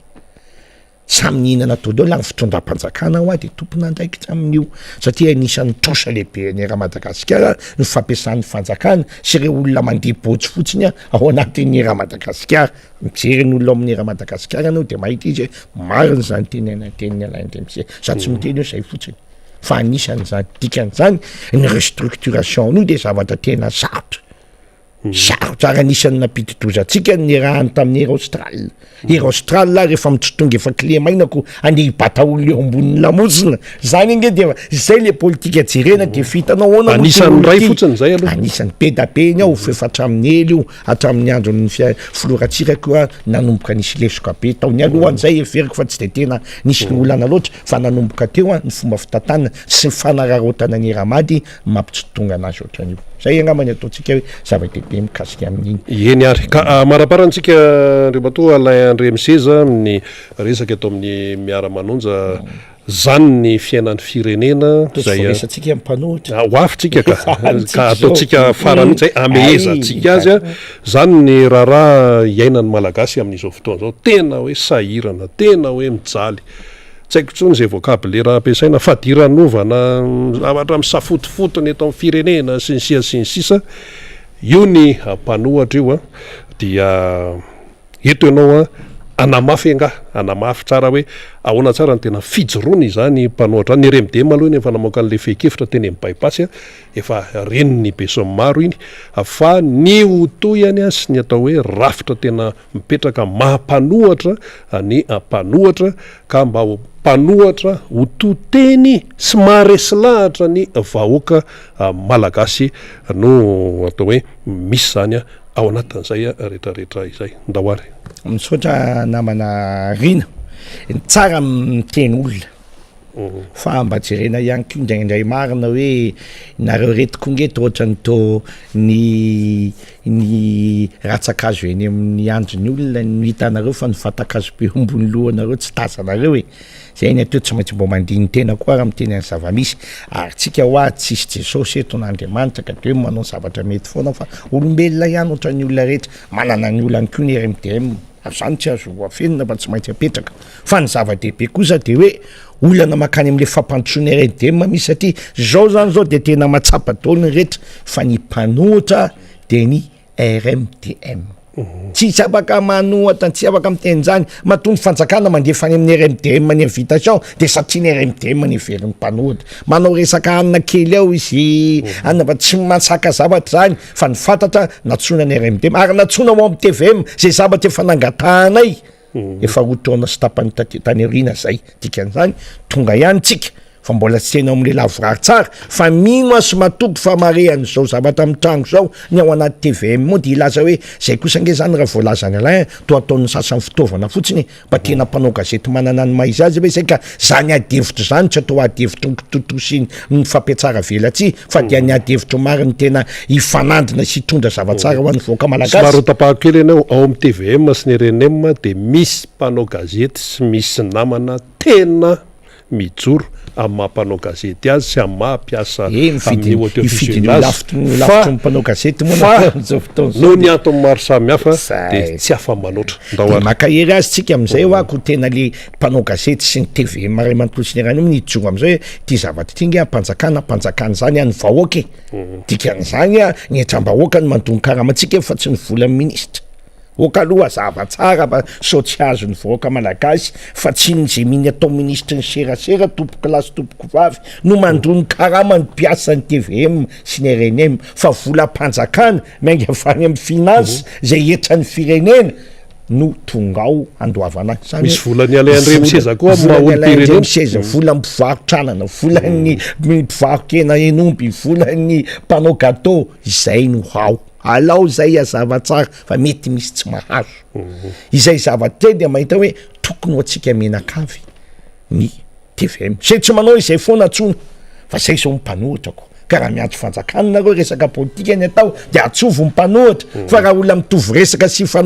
ifanafosafony eo atao inona tsisy ilainy vahoaka malagasy azy dikan'izany zay RMDM de fonina fa zay tsy manaiky atao kilalao ary manohatra fanaovana kilalao tsy ny tenanay fotsiny fa ny demokrasia mihitsy fa fanompanana ny demokrasia iny invitation namenana iny raha tsy taindefitra ho aza mandefa tsony fa tsy manina vela hoany zay nge nyteny foana hatram'izay da velona hoe kikakikana itabatabahiny pastera tsara misy anandro ay zay ihany ty vanokavana ny TVM sy ny RNM ty fa zatsona miresaka kitoto zay fa zay tsy zazakely tsy zanakomba ampianarin-domany fa efa elany nanovanay politika tsapanay ny dikan'iny tsy miditra am'izany zay RMDM fa ny maizy azy ny mpanohitra ihany koa dia ny discipline maizy azy ka efa mazava be am'izao ny RMDM ny mpanohitra fantatry ny olona ny RMDM mpanohitra fantatry ny fanjakana dia avy amin'izay ijapy RMDM atolo zao raha kotra be atranga tsy manoratra rehetrarehetra zao olona tsy mety nitranga tamin'ny RMDM opany tsy natao any alaindremisy zany ange za mialatsiny fa na atao trano ary miteny raha vao tsy ao dia opa manao an'izao iny raha kotra be zao zava-misy zany fa ny tena mandevitra satria manatsa tena tanindrazana koa ny tanindrazana natao indrindra misy enao tsy maintsy manana priorité na ny lara-pamena sao de ny olona tenenao tsy manana lara-pamena nefa enao ay tsy manana koa mazava ny lara-pamena atsika manova ny fitondram-panjakana mba ho mpitondra tena izy ty tanindrazana misy fahaiza manao ary misy fahitsina no tonga eo zay tsy mitovy am'izay tsy namanay mazava-peny any teniko ary re olona zay manalikalika sy nanitsahitsaka ny RMDM hatram'izay nefa am'izao fotoan'izao mandeha manao zavatra de zay RMDM taiza ianao zay nanao teny amin'ny bypass na ny orinao ara tsy tazana tao maninona raha mbony tsara vela ty mipetraka teo mba ty ihany zay manao zay ariananina fivorina tsy tonga ianao zany aniny zava-misy tokidikan'izany manana rafitra tompoko lasy tompoko vavy ny RMDM mazava tsara vao avy ny vory ny RMDM nametraka mazava tsy maintsy zao ny fitsipidiripedalao ato misy fikambanana 40 raiky amby 20 tamin'ny voalohany 40 izy am'izao satria misy tsy mitovy hevitra de ohatrany zavatra rehetra ihany 40 tsy maintsy reo 40 ireo ny manapaka farafaratsiny ny ataotsika hoe ny atsasa manilan'ireo mba azahotsika manapa-kevitra sy mamoaka hevitra zay ny zava-dehibe ary ny RMDM de misy matahotra mafy fa io natao fitaovana entina makany amin'ny fividianana satria efa hita fotrany io ny fantatry ny olona tandremo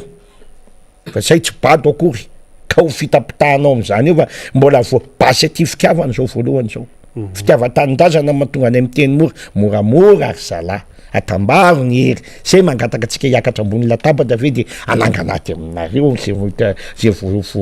voatifitra zany tsy zany mihitsy ny zavatra atao fa ampiasao ny fahendrena mandiny lalina jereo ny zava-tsy mety tena tsy mety kosa zany za ve tsy mivory tao anaty paro tsy nameny alaindremiseza mandady andeha ho avy hiteny hoe za RMDM ka de zao ny ataony RMDM ty andeha amory olona amin'ny mazangana ny tamatavy na ny deko hoe na lefa ty zay amory anareo fisolokiana anie zany namanareny fisolokiny zany ary de zay no fanambarana ataoko amin'ny any amin'ny faritra reto hoe tsy misy olona mahazo mamory ny birao sy ny mpikambana RMDM afa-tsy ny birao national ny RMDM ihany zay misy filosy filolevitra ary ireo ny manome baiko fa ny tsy ny ray am'ireo na ny roa am'ireo fotsiny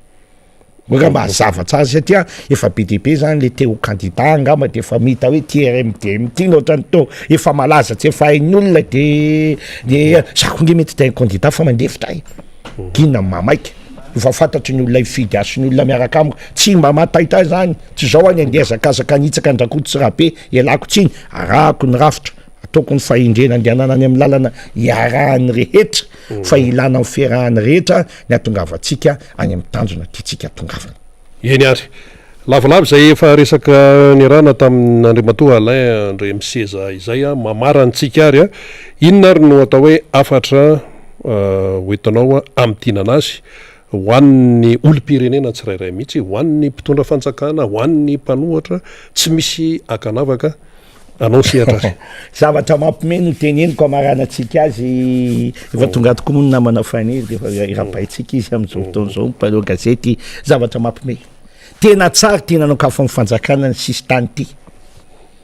de mangataka an'ireo mpanohatra any ivelany matanjaka be reo am'izay tongava am'izay ranga milady fa izay vidy mekafonina misy eto Madagasikara vita chinois be takatry ny volana eto Madagasikara tongavy ianareo avy am'izay apio zahay ataovy amin'ny lady samyny herin'ny lady reo le ao anaty Facebook be reo tabataba be reo tongava re olona fa miandry anareo ny firenena inona indray za tsy hanonona anarana va BDP eo zao ny ataonay avy raha namana fa ao arinanareo zay araka aminareo sy atokisanay amin'ny resaka ataonareo avany velany io fa ianareo ny tena matarika an'ity zavatra tsy mety avita azy zay mantsy matsara fahalemena ihany eto toerana ka de mihevitra fa amin'ny 6 Oktobra amin'ny 6 Novambra parapatonga ny Desambra maromaro nefa ho avy eto Madagasikara voniny zay nitsehana azy ary satria firenena ny resahana fampandrosoana amin'ny malagasy no resahana de zay mitrangy eo mitrangy ratsika mahita azy fa de za de manana faniriana an'izay mihitsy io foana moko ny nanaka anazy hatramin'izay fa de everiko fa de efa antsoavy mihitsy nataoko amin'ireo any ivelana tongava rereto tongavynareo fa nareo ny ilaina mavita n'ity zavatra ty fa zay eto fa marefirefo tsoatranao namanarina eny ary zay no teny noentan'ny andriamatoa lay andre miseza zay fantatry izy moa hoe mpanao politika ary ny hoe RMDM azy rody be ny mpanohatra ho amin'ny demokrasia eto Madagasikara izay la izy maro ny zavatra mitondra fanazavana teo hoy ny fahendrena malagasy hoe ny mangidy aloavy ny mamy atelomy satria dia atsika menakafy itia ambava-omana apo-meritreritra miaino ny sofina dia mandinika ny saina de mihetsika ny tongotra sy ny tanana mandray tanana fatatsika ny tiana ambara sy ny ao ambadiky izany teny izany mito ihany ny fandarana Miara Manonja eto amin'ny MBS miainga eto Anosipatrana amin'izao fotoana izao efa tonga eto ny namana faniry razafy manatany hitondra ny hotoyan'ny fandarana amin'ity indray mitoraka ity ny tsara mafisina fotsiny mialohan'ny andraisan'ny faniry razafy manatany ny fitenenana indray de ny hoe ny zavatra rehetra atao eto amin'ny firenena dia ho tsarainy taranaka any aoriana ary zay no nyteneny lay ray aman-dreny anankiray zay voaingana izy no nyteny hoe mba hampatsahivao foana afa ity firenena malagasy ity dia misy taranaka ary misy ny andimby ka izy reny zany ao arinao no itsara hoe ahoana sy ahoana no napetraka ireo teo aloha no vataninay atia aoriana adika dia mamperitreritra tokoa izany zavatra izany zao zany zao efa ho andrasantsika ny orana samy miandry isika ny amin'izay hoe fiavin'ny orana izay raha ny eto Antananarivo renivohitra aloha de fanontaniana goavana mihitsy zao no mipetraka aloha amin'izao fotoana zao ny amin'ny hoe raha ho avy ny orana manahoana ny fifehezana ny rano sy ny lakan-drano zany eto amin'ity Antananarivo ity satria raha jerena indray miserana ohatra ny maromaro ihany ny toerana zay voatototra etsy voatototra eroa tsiditra betsaka amin'izany sika satria misy koa moa zany ny teknisianina manoloana an'ireny toezavatra reny tsy hoe nde hisavika amin'ny andraikitry ny teknisianina sika fa na zany na tsy zany dia mipetraka ny aya ny olona raha izay resaka izay no asiana teny zany indray miserana tsy azo modi tsy hita izay ahoana ny any amin'ny faritra atsimo ny ahoana ny resaka valala sy namana efa nitondrantsika fanazavana teto ny momban'ny izay fiainan'ny malagasy daholo zany rehetrarehetra zany kanefa mato mipetraka ny fanontaniana tsy akijanona fanontaniana tsy akijanona de misy zavatra maro be izay tsy mazava ao ary mandeha amin'ny tsy tokony ho izy a na inona atao hoe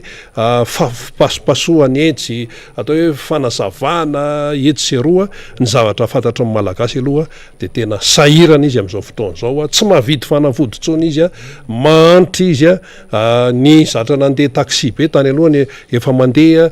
tongotra amin'izao fotoana izao tena hoe reraka ao anatiny ilay a fiatrehana ny fiainana dia zany rehetrarehetra zany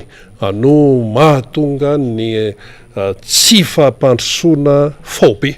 eto amin'ity firenena ity zany a ka dia lasa mipetraka ny enatra ho antsika malagasy raha vao hoe misehatra eo misehatra raisam-pirenena na amin'ny lafininina io a na amin'ny lafininina de lasa menatra isika kanefa firenena nanana ny maizy itsika mihitsy sika tany aloha tany a ka fandimy zany ny vampotona dia lasa sahiranytsika tombo hatrany ny fahasairanana isan'andro io ary ny isa tokantrano dia mahatsapa zay na inona atao hoe fanazavana resaka savoan-danitra no azahoan'ny malagasy azy dia ny marina tompoko marina foana ary io Andriamanitra io dia any ambony izy no mijery fa zay dia everitsika fa tsy afaka mihitsy ny amin'ny hoe hiala am'izay zany tsika fa mila mahafata-javatra ary zay ny tsy mety amin'ity le resaka hoe fahapadona ity raha mbola misy ko ny azo atao dia alao ampianarina ny ankizy arak'izay atratra zay ny natonga ny président Marc Ravalomanana tamin'ny fotoan'andro ny tena nanao esaka lehibe mihitsy amin'ny tontolo ny fampianarana anaovana an'ireny kit scolaire reny ary misy ny ray aman-dreny tena nilaza mihitsy ny hoe tena fahasambarana ho azy no nahita ny zanany niditra atsekoly efa eto namana fanira zafo-manantany ndahoary zatsy izy miarabanao eny arena de miaraba ny rena miaraba ny teknisiantsika de misaotra ny alaindremiseza ny vahiny teo zany amty alakamisy fa 14 ny volana oktobra 2020 sy roa arivo ity de miaraba ihany ko ny mpijery sy ny mpiaino atsika manerina Madagasikara zany rehefa miresaka 14 ny volana oktobra rina rabe mananjara dia mbi ao an-tsaina avy hatrany ny fotoana lehibe zay niterahan'ny repoblika ho an'ny teto Madagasikara zany fatatsika tsara ny tantaran'izany hoe tao anatiny ny andro ny fahampanjaka de nisy ny fidiran'ny mpanjanaka teto Madagasikara dia nisy ny vamotoana ny fanjanahantany ary rehefa nisy ady ny sesisesy nataon'ireo vahoaka malagasy tamin'izany fotoan'andro zany dia tafaverina tamin'ny sombotsombony fiandrianam-pirenena sy izay fahaleovantena zay i Madagasikara ka sombony am'zany ny efa nahazoantsika zany ny nahaterahana zany ny repoblika taorinan' zay hoe ny safidy isika ny hanana ny fahaleovantena any faritry Sofia any taky ny mahazatra atsika hatramin'izay zany ny mahare de manao ny hetsika samihafa reo tompon'andraikitra samihafa toy ny any Mandro Tsara sy ny amin'ny faritra zay mahazo ny Sofia iny na mahajanga zany satria moa zany ny filoha Philbert Tsiranana dia anisan'ny tatana voalohany zany repoblika izany tamin'ny alalan'ny repoblika voalohany ary tsaroana mandrakariva izany miaina ny repoblika fahaefatra tsika am'izao fotoana izao ary repoblika fahaefatra zay tapany faharoa satria ny repoblika fahaefatra tapany voalohany dia tsarotsika tsara zany fa nisy ny fanjakana teteza mita ary taorinan'izay de misy ny fanjakana zay tamin'ny alalan'ny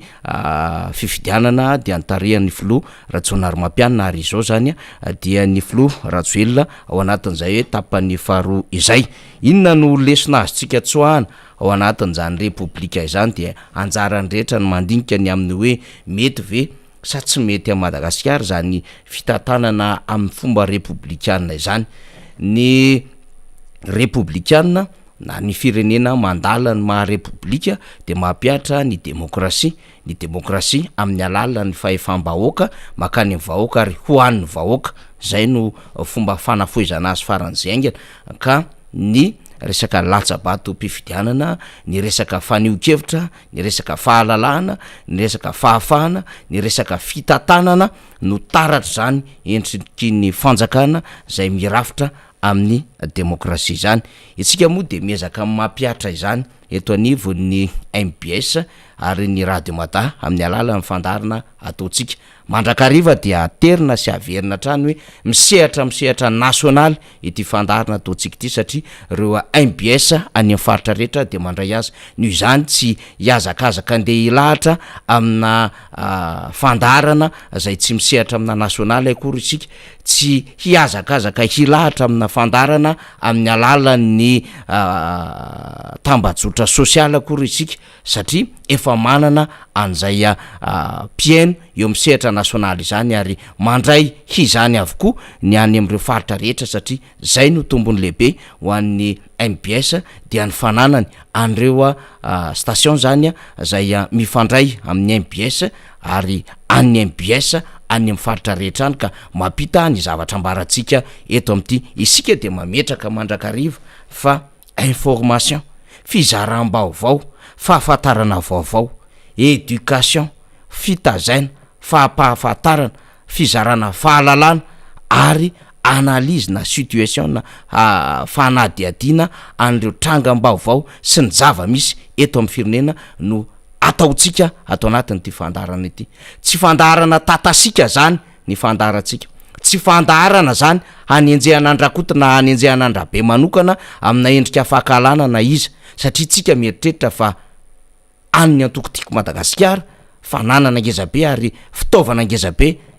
an'ny antokotiko Madagasikara zany fandarana sy zany endriky ny fitaovana zany. An'ny fanoerana amin'ny alalan'ny RMDM zany ary nambarany alaindremiseza hoe sarotiny de sarotiny am'zany ny eo anivon'ny RMDM ary fomba fifandraisana ho an'ny vahoaka sy fitazomana an'izay foto-kevitra izay. Ka izay no antony mahatonga atsika hoe ny information, ny éducation, ny analyse na situation zay zaraintsika eto dia tsy maintsy ny fototra foana am'zany hoe misy foto-kevin-dehibe zay efa nyrosotsika, misy fitsipika sy fandalinan-javatra ny ombonana sy ny aingana no nahatongavana am'zany ary misy mpitarika zany dia ny filomarikaravalomana na ho an'ny antoko na ho an'ny anivon'ny RMDM na ho an'ny anivon'ny fanoherina ary de misy mametraka mazava tsara ny amin'ny hoe ny fifidianana sy ny vato ny ainga teto tamin'ny 2024 dia mametraka mazava tsara fa manana ny toerany tsy azo hailika Andriamatoa Marikaravalomana. Ny anivon'ny anteny meram-pirenena ny satany mpanohatra de mametraka mazava ihany koa zany hoe naturel Andriamatoa Marikaravalomana no tokony hitarika an'zany ary mametraka an'zany. Zany tsy azo doubleny zany tsy azo hametrahana na sosofana andin'ny hafa raha lalàna ary zay nanoeratsika an'lay lalàna sadasada nentina nany indrina an'le 2011-013 lay satany mpanohatra iny. Fa mazava tsara satria ny iny satany mpanohatra iny de mifanaraka amin'ny lalam-pandroenana iny. Fa nitainganana lalàna hafa le izy na proposition de loi zay neken'ny ACC zay mandika ny lalam-pandroenana zany rehetrarehetra zany mba hahafahana manao bricolage, mba hahafahana manefy mpanohatra arak'izay azoazony sy mampetipety ny fitondram-panjakana. De mbola ijorotsika zany ny amin'ny hoe hajao ny lalàna ary ny fanoherana de manana an'izay fomba fiasa zay. De mazava ny tenin'ny alaindremiseza teo ambava homana po mieritra saripady izany etsiky fanoherana zany ary raha miresaka RMDM dia légalement constitué zany nametraka taratasy tenin'nivo ministèran'ny atany zany na mbola tsy navoaka ary ny décret d'application ahafahany zany miasa ara-dalàna ao anatin'ilay statut de l'opposition. Fa misy antoko mandrafitra izany ary misy filopitarika zany, misy filoalefitra zany isaky mifaritany tsy azo dikany zany ary misy mpanolotsaina zany, misy mpandrindrany fifandraisany zany ao anatin'izany rafitry ny RMDM ka mahasary piaro an'ireo mpikatroka sy reo any amin'ny faritra zany satria misy ny mpandrindrany zany eo anivon'ny faritany sy eo anivon'ny faritra. Izany ny etsika ataon'ny RMDM zay nakany Antsirabe nakany a fianaratsoa na nakany amina toerana maro samihafa zay hitantsika atrany toliary atrany morondava ary rapitso de iona am'voaka ny majanga ny RMDM na rody be ny mpanohatra ho an'ny demokrasia eto Madagasikara. Dikan'izay misy rafitra sy fomba fiasa sy misy an'izay tena hoe fandalinana an'izay fitsipika izay ho anna objectif na tanjona kendrena mazava hanavotana ity firenena ity, satria ny fananana organisation mitombona no ahafahana mahazo izany fahombiazana izany. Ka raha organisation korotana, raha olona te hitangina amin'ny alalan'ny RMDM na te hampiasa ny anaran'ny RMDM fotsiny tahaka ny resahana teo hoe misy an'izany te RMDM zany, na mety miainga le mouvement am'izao fotoana zao de hoe ndao fa metimety kokoa le RMDM zay nitsinitsiniavina omaly, fa rehefa mandeha mouvement manao ny adalany fitondram-panjakana mipoka ny skandaly etseroa tsy tafavoaka tsony ny fiainan'ny firenena, ekoteny olona mpanohatra amin'ny alalan'ny RMDM de saviliana na lalovina indray zany. Zay mahasary-piaro am'izany foto-hevide be hijoroan'ny mpanohatra zany, ary mahatonga ny rehetra hiteny manao hoe apetraka araky ny tokony ho izy ny fandaminana arak'izay azona fahombiazana zay. Ka tokony eken'ny mpanohatra fa misy ny fandaminana ara-pitsipika ary misy ny fandaminana araky ny voatondrony sata ao anatin'izany endriky ny fanoherana izany amin'ny akabeny. Any majanga am'izao fotoana zao ny RMDM ary miona amin'ny vahoaka siomana am'izany. Ny antokotiako Madagasikara de anao fahameloma maso androany ariva amin'ny 4 ao amin'ny trano malalaka ny Magro.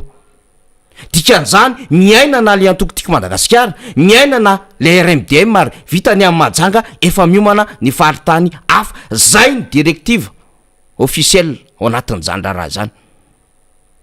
Ka tokony homanany rehetra zany any amin'ny faritra zay handalovan'ny RMDM national miaraka am'ireo mpitarika rehetra eny anivon'ny faritany sy eny anivon'ny faritra zany raha izany. Manino tsika miteny an'izany de mametraka tsika ny amin'ny hoe misy cadre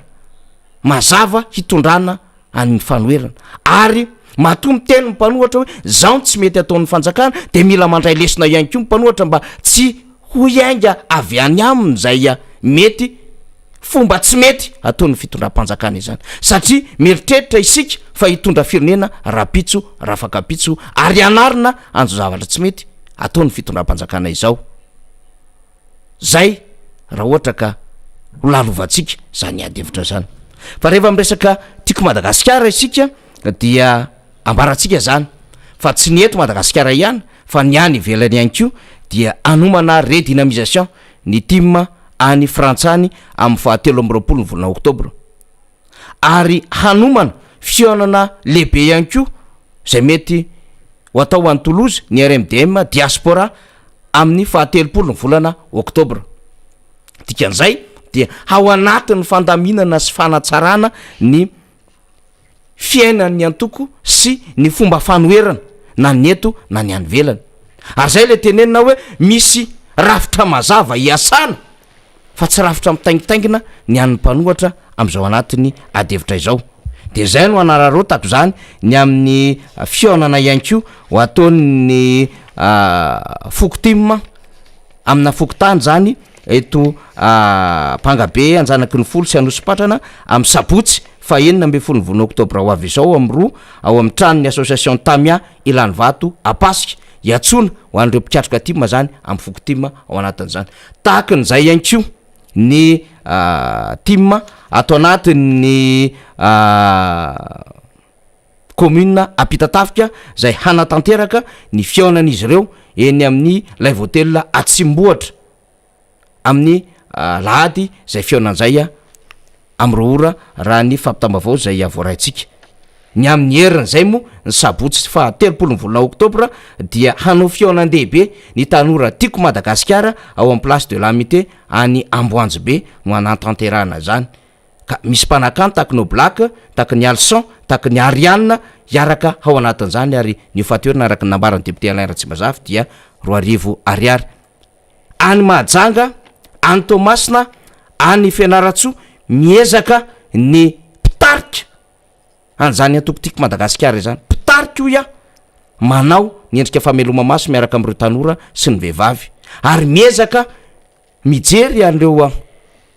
pikatroka tiako Madagasikara teo aloha sy ireo vaovao am'izao fotoana zao zay ihany koa ny azontsika ny vaovao any Toliary ny amin'ny fitsanganany ny tanora tiako Madagasikara ao anatin'izany faritany Toliary zany ary misy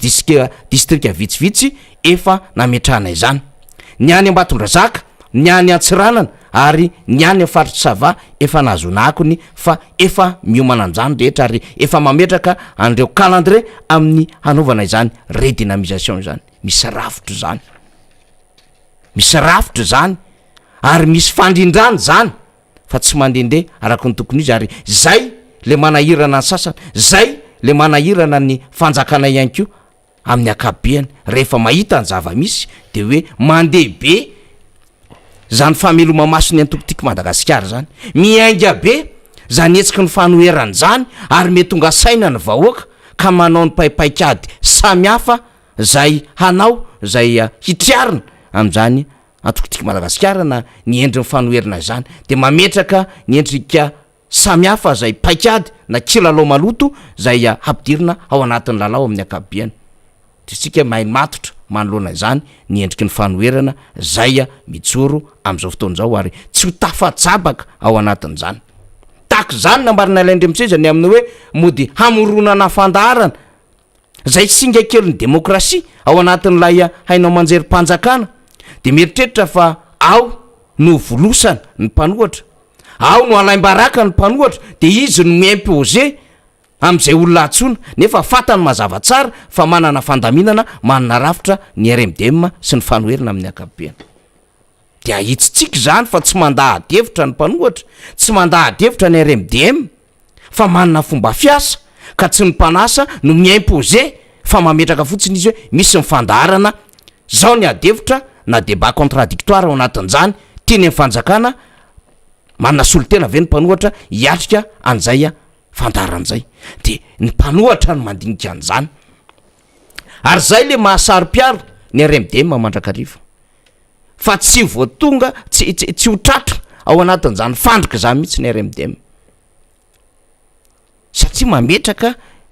zany fanoherana zany na ny RMDM ny amin'ny hoe misy objectif mazava ty tolony ty de ny hatongavana an'izay tena endriky ny demokrasia marina zay hijoroana amin'ny marodoben'ny mpanohatra ho an'ny demokrasia eto Madagasikara ny endriky ny fahafahana sy fahalalahana zany ary mba hiainan'ireo vahoaka malagasy zay ny potehan'izao fitondram-panjakana zao ny fiainana zany no hiasana mafy zany no hijoroany mpanohitra am'izao raharay zao ka zay ny tenentsika hoe misehatra amin'ny nasionaly mifandaharantsika ka tsy ady varotra amina fandaharantsika zay mety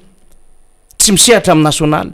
tsy ady varotra tsika amina fandarana zay mety ho any amina tambajotra sosialy fa ny fandarana zay hananana an'izay cible mazava zay de hoe misadresse ho an'ny vahoaka malagasy ny fandarantsika ary mametraka am'izay fizaram-baovao zay mametraka an'izay fanabiazana zay ary mametraka am'izay fanadiadiana ny zava-misy zay saropady eo anatrehan'izany ny fanoherana tokolasy toboko avy zay ny amin'iny fa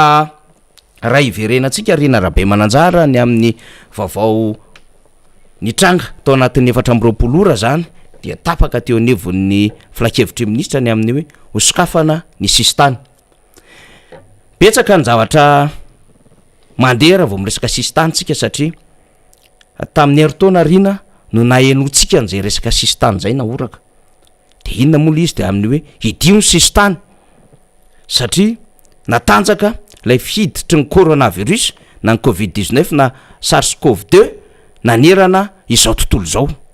de efa nisy firenena anjatony tratran'izany arety mandringana izany tratran'izany fidirana virus izany de nitandronytsika ny amin'ny hoe tarika fahafatesana avy hatrany zany ary ao anatin'ny 4 andro tamin'ny vagy voalohany iny de efa mety tarika fahafatesana ary mitaky fitaovana marobe no ahafahana manao ny fitsaboana ao anatin'izany de mailo manoloana an'izany ny teteny ivony fanoherana de miteny amin'ny hoe hidio ny sistany mba tsy ahafahany zany aretin'izany tonga eto Madagasikara saingy nanao be marenina moa ny fanjakana ary mbola nanana calcul ihany koa satria mbola nisy raha ny andrasan'izy ireo tany ivelan'ny tany angambana na mbola nisy anton-javatra manokana na mety mahakasika ny manodidina an'izy ireo tany ivelan'ny tany ka tsy nahafahana nanidy an'le sistany satria rehefa midiny sistany dia fanapahan-kevitra raisy ny fitondram-panjakana zany tsy afaka sokafana zany raha tsisy ny fanapahan-kevitra manokana koa anokafana an'izany de niteraka adevitra be zany saingy zay fitavozavozany fitondram-panjakana izay tsy nenona mpanohatra zay ny vidina lafo tafiditra teto Madagasikara ilay Covid-19 na SARS-CoV-2 amin'ny alalan'ilay virus zany. Ny aina vaky faharoatsika Riana Rabe Mananjara dia somary azo lazaina hoe na mbola tsy voafehy amin'ny akapobeany ary de ny zany rehetra ihany ny hoe tsy tafavoaka sepitra ny toekarena tsy ny toekareny firenena ihany fa ny toekarena isam-batan'olona ka raha ohatra ka zay ny zavatra mitranga dia aleo mba homena aina homena oksizena le toekarena sy le fiainany voaka ka sokafana lay fihibohana ary esonina tsikelikely lay état d'urgence sanitaire de ny aina an'izany isika ary pression marobe tatian'ivon'ny fanoherina na tonga an'izany satria tsapa le izy Riana Rabe Mananjara ny amin'ilay fanapahan-kevitra diso ny raisy ny fanjakana amin'ny lafiny ray apetra n'le état d'urgence sanitaire na apetra n'le fihibohana nefa izy mandeha mamory olona amanarivona amanaliny azony atao mandeha mamory olona tsy manao ary tsy manadra n'le fepetra ara-pahasalamana amin'ny alalan'lay kasibosy amin'ny alalan'le lanenina ray metatra amin'ny alalan'lay fanasana tanana amina gel désinfectant ary tsapa ihany ko lay afetseny lay fitondram-panjakana fa natao fitaovana politika anidina ny mpanohatra tsy hetsika ary anidina vaoaka tsy anaraka ny mpanohatra lay fanapahan-kevitra ny raisina tao anatin'lay état d'urgence sanitaire sy lay fihibohana zany de niady mafy an'izany tsika teten'ivon'ny fanoherina ary mifanjakana ihany ko nanomboka ny valo lelana ny laza fefa voafelo ny aretina efa tsy misy ny Covid-19 ary isika manerina an'izao tontolo zao dia anisany tsara lay fomba fikarakarana raha nevitra ny fanjakana zany de ozy tsika hoe sokafy ary foano ary io état d'urgence sanitaire io fa rehefa ela niodikodoina teo ny fanjakana de ny sokafany ihany le izy satria na izy ary mahatsiaro tena ho sepitra ao anatin'ny lalàna ny raisiny ao anatin'ny fanapahan-kevitra ny raisiny zao zany tsika am'izao fotoana zao zavatra ray lehibe ny andrasantsika de hoe ahoana no anokafana am'izay io sistany io satria efa bloqué ny économie atsika de ny moa zany ny fanapahan-kevitra ny filan-kevitra ministra Riana Rabe Mananjara de hoe aleo sokafana dia nametraka calendrier amin'ny fahatelo amby roapolo ny volana Oktobra nisy ny fivezivezena anaty ary any amin'ny fahaenina ny volana Novambra any no ahafahana manao ny fitaterana lava izany mifandray amina firenena Europeana fa ny olana ao anatin'izay andrasantsika zay ny olona ara-pahasalamana ny moa zany sy mifandraisana andraikitra ara-pahasalamana iny dia everitsika fa tokony hifanaraka amin'ny fanokafana sistany fa ny olana ho isika Riana de hoe ahoana ny hiaina ny compagnie aérienne Air Madagasikara anjany fiatrehana ny fanokafana sistany zany satria marina fa ho avy eto reo mpizahatany ho avy eto reo mpampiasa vola amina firenena samihafa zay hivezivezy eto Madagasikara ka ny compagnie aérienne zay any vahiny ve no hivezivezy hisehatra ao anatin'izay asa zay hahazo tombony fa mba ahoana kosa ny ho avy ny Air Madagasikara efa nametsindrim-paingotra ihany ny mpiasa tamin'ny hoe raha isokatra io any tsy manana an'le long courrier izay na lay sidina ahafahana mifamezivezy amina firenena samihafa de lay volona tsotra mampifandray am'ireo faritra sy faritany no ahafahana manodina izany ary ATR romonja no afaka hanao izany dika zay raha misy panina am'le ATR ray de ny raindray no misehatra ao anatin'izany asa zany manahirana le izy potika tanteraka lay orinasa zay tena mba reharehantsika ao anatin'le volotsaraty Riana Rabe Mananjara tamin'ny fotoanandro de eo ny andohan'ny fanadiaditsika ny amin'ny hoe ny fisokafana tsara fa zao mifandraiky am'izay fisokafana zay handeha ho akaiza lay Air Madagasikara zay fa mepotipotika am'izao fotoana zao tsy mandray zay tokony hositrahana reo ka mpiasa ao anatin'izany Air Madagasikara zany ary tsarotsika Riana de hoe mbola manarivona ane ny mpiasa fa tsy ohatran'ireo compagnie any ivelany efa manalo le ary mbola azo atao ny manavitra azy fa rehefa ny endritsika tam'ilay fivoriana zay natao amin'ny filompinena niaraka tamin'ireo tompona ndraiky teo anivon'ny gouvernementa de hoe resaka digitalisation zany no proposena, resaka ponctualité zany no proposena tao anatin'izany adevitra zany de varina ihany tsika hoe zany ve ny zavatra tena mainka sa lay fikaroana am'le hoe aiza ny fiaramanidina isantsika, iza ny fiaramanidina mbola azo avotana, mbola azo arenina, satria izy ihany ty fitondram-panjakany ty ihany no nitondra anakorotamby korotana fiaramanidina tsy afaka iserana am'zany asa zany tsony satria efa tsy niasa tany amina firenena hafa fa pikambo igny amolo le mpitondra de nyvidiny le fiaramanidina dia bloqué am'izao fotoan'izao de hoe mitady 72 millions de dollars ho fanarenana ny ary Madagasikara zay pokatrosa ao anatin'izany volabe zany. Tsy nanaovantsika fanadiadiny zay irina omaliny amin'ny hoe tsy nanao an'ilay gouverner se prévoir le fitondram-panjakana satria raha nametraka an'izay izy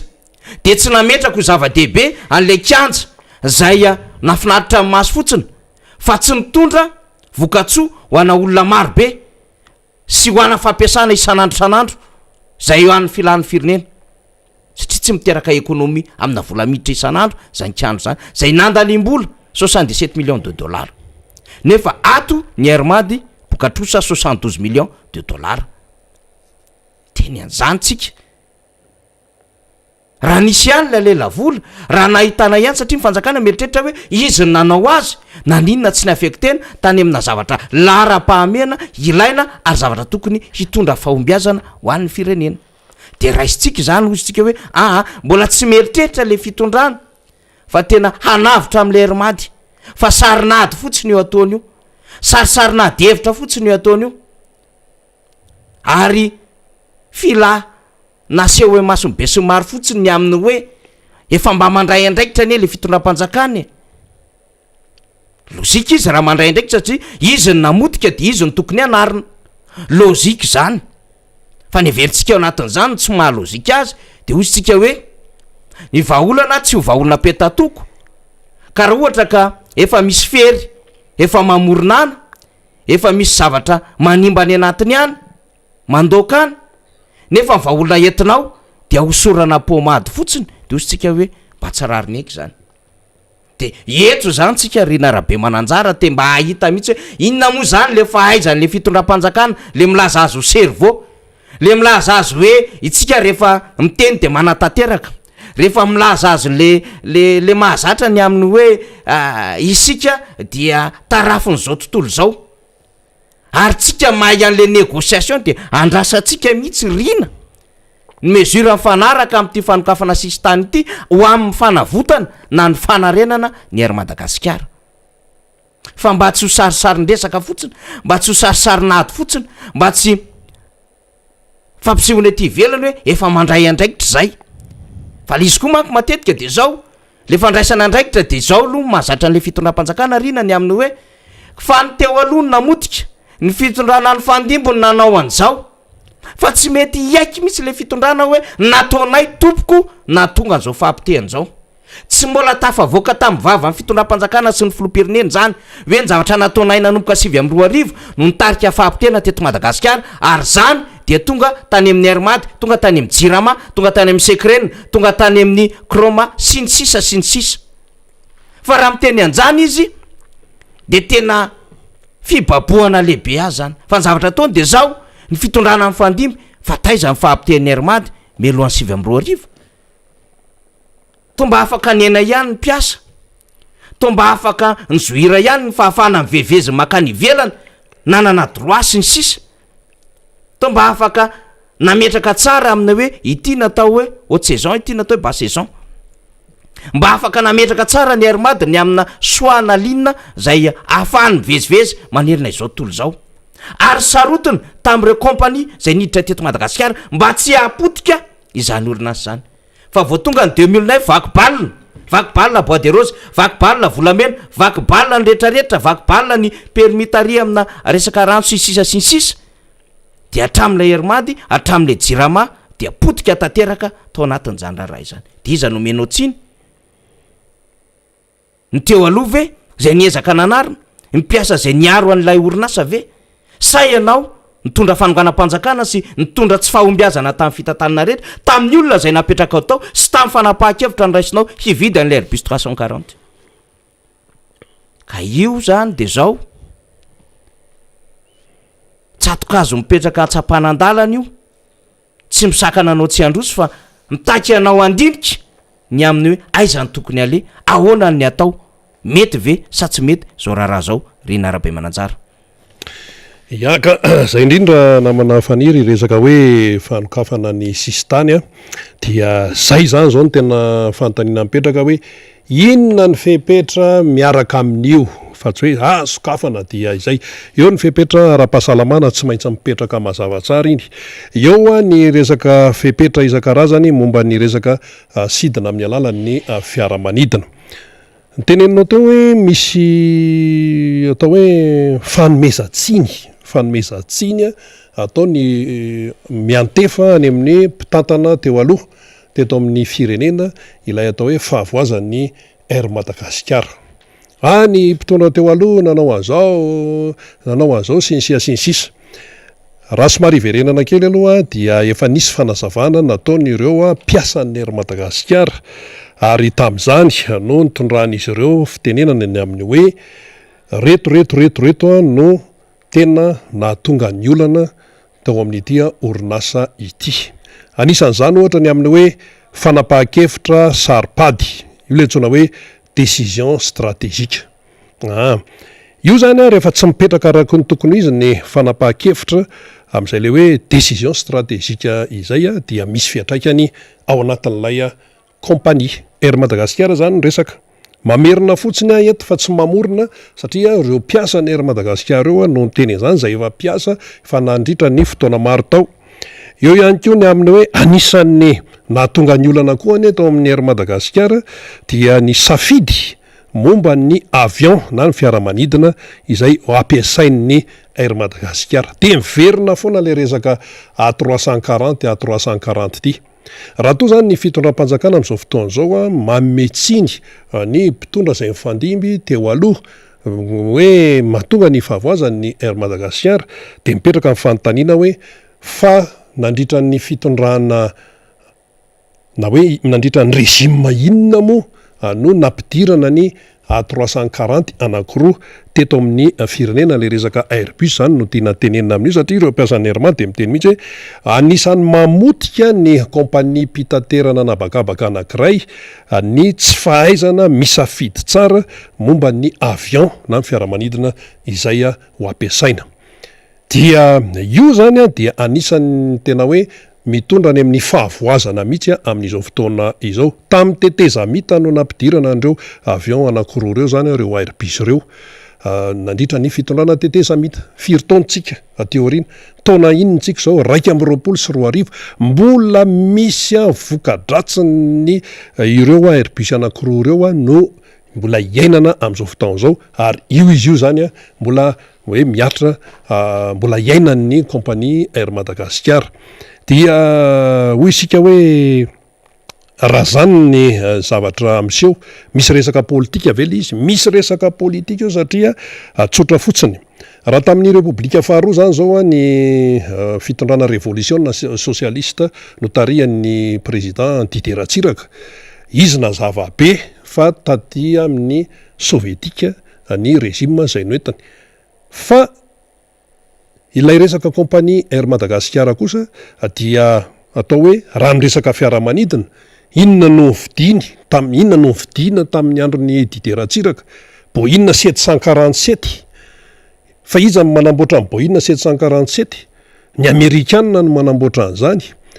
tsy nasiana resaka politika mihitsy zany tamin'io resaka io raha hoe ny safidy ny Boeing 747 ny fitondrany Didier Ratsiraka tamin'izany fotoana zany le isotsiny hoe menanarana hoe tolom-piavotana ary dia samy nahita an'izany ny mpiasan'ny Air Madagasikara. Ny régime politika na raha ny tamin'ny révolution socialiste dia niaraka tamin'ny sovietika zany hoe taty amin'ny atsinanana zany tena namay be zany hoe fanaratsiana ny Amerikana hoe impérialisme za hoe kapitalisme tsy mampandroso hoe sinsisa nalaza be zany fa ny tao amin'ny kompania mpitaterana Air Madagasikara de ny safidy ny nividy vaovao io a boina 747 izay a an'ny orinasa amerikanina no manamboatra azy tato amin'ny lafiny politika no enjehana ny amerikanina fa rehefa hoe eo amin'ilay aso ny kompania mpitaterana air Madagasikara dia fiaramanidina amerikanina no nampiasaina izy zamo no atao hoe tsy natadidy an'izany boina 747 ny air Madagasikara zany mba mizestery mba faly ery rehefa mandeha amin'iny a ka tonga any a Paris any tonga any ivelany any hoe air Madagasikara no hoe ampiasaina zany dia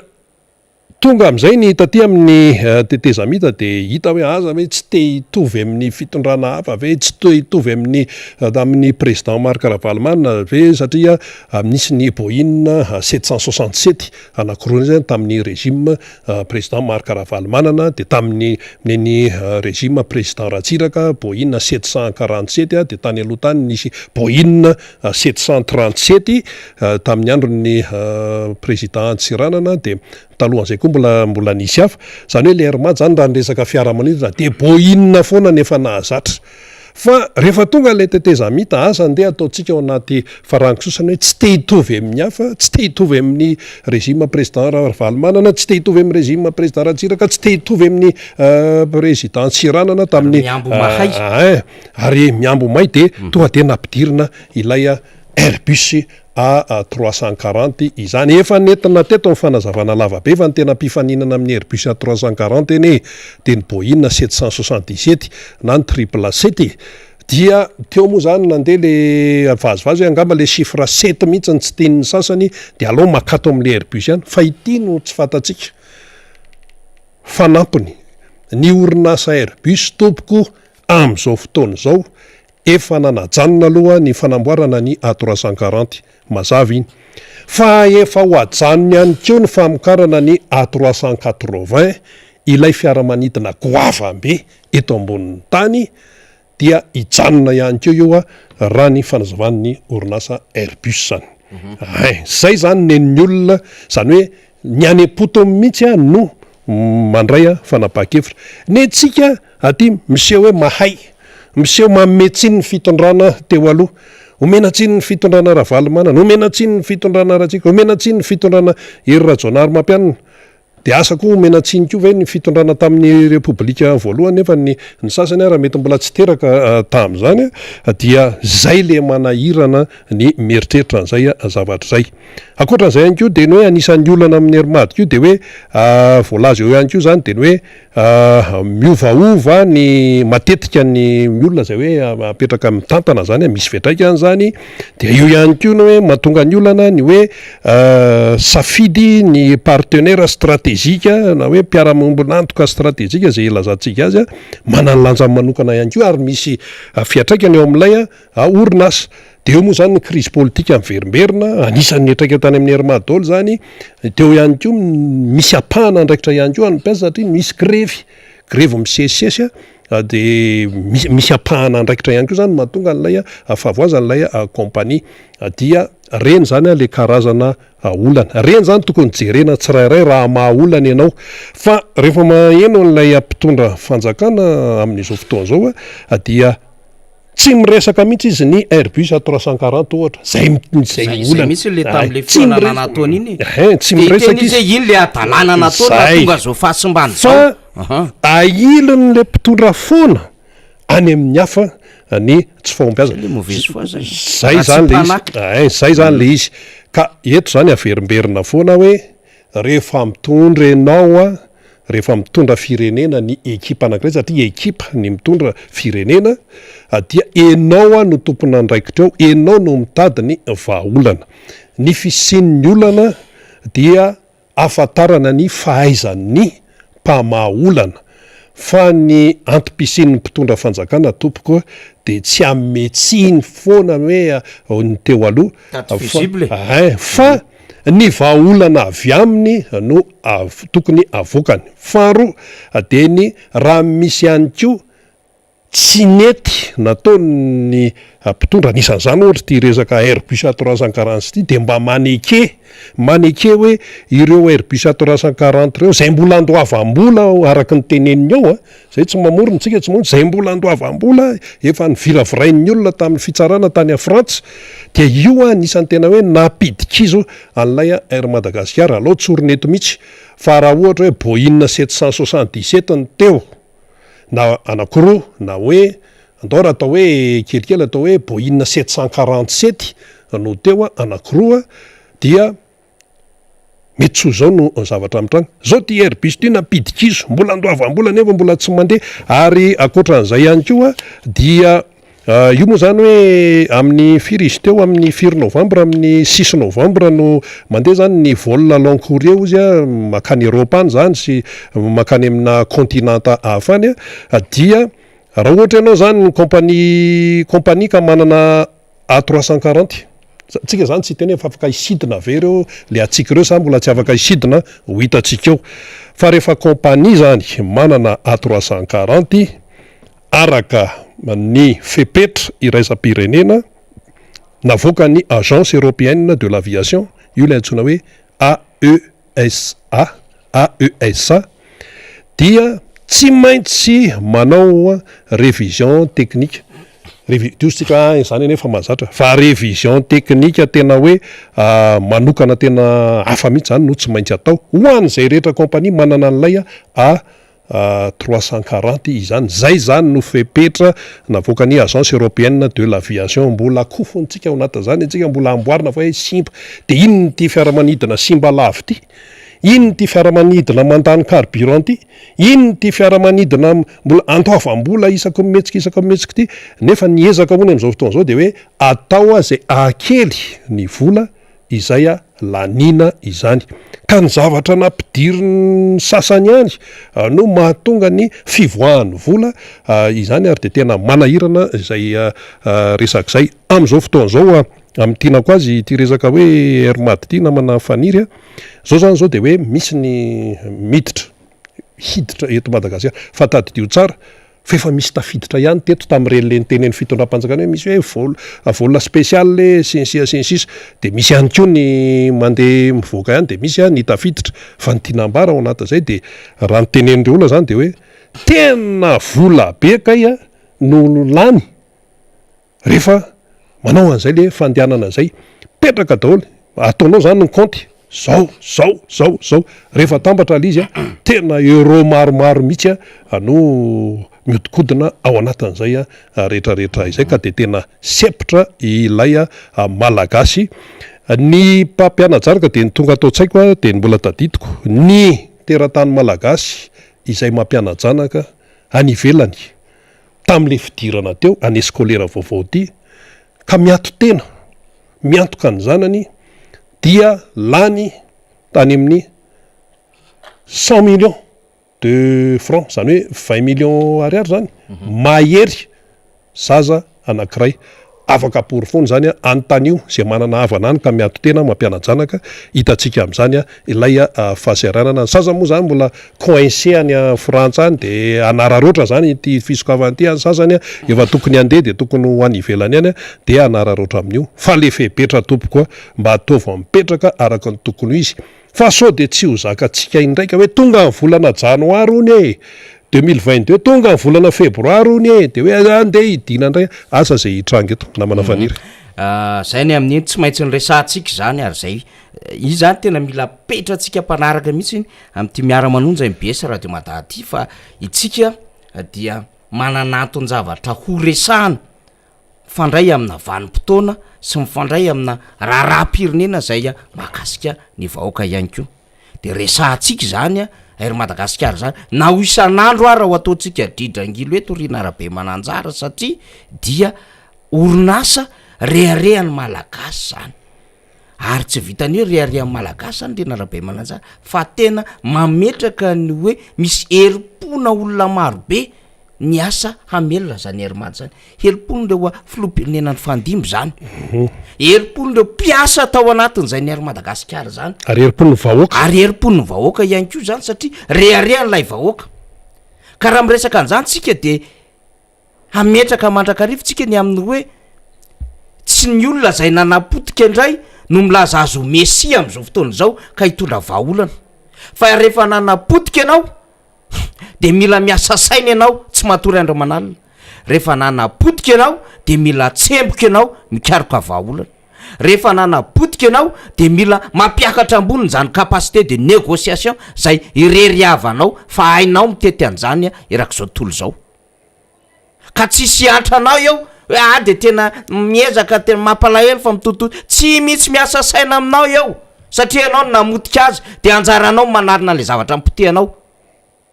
satria izany no reharehan'ny firenena zany herimady zany mbola tsy miresaka jirama tsika hoe nesolona le tale jeneralny jirama omaly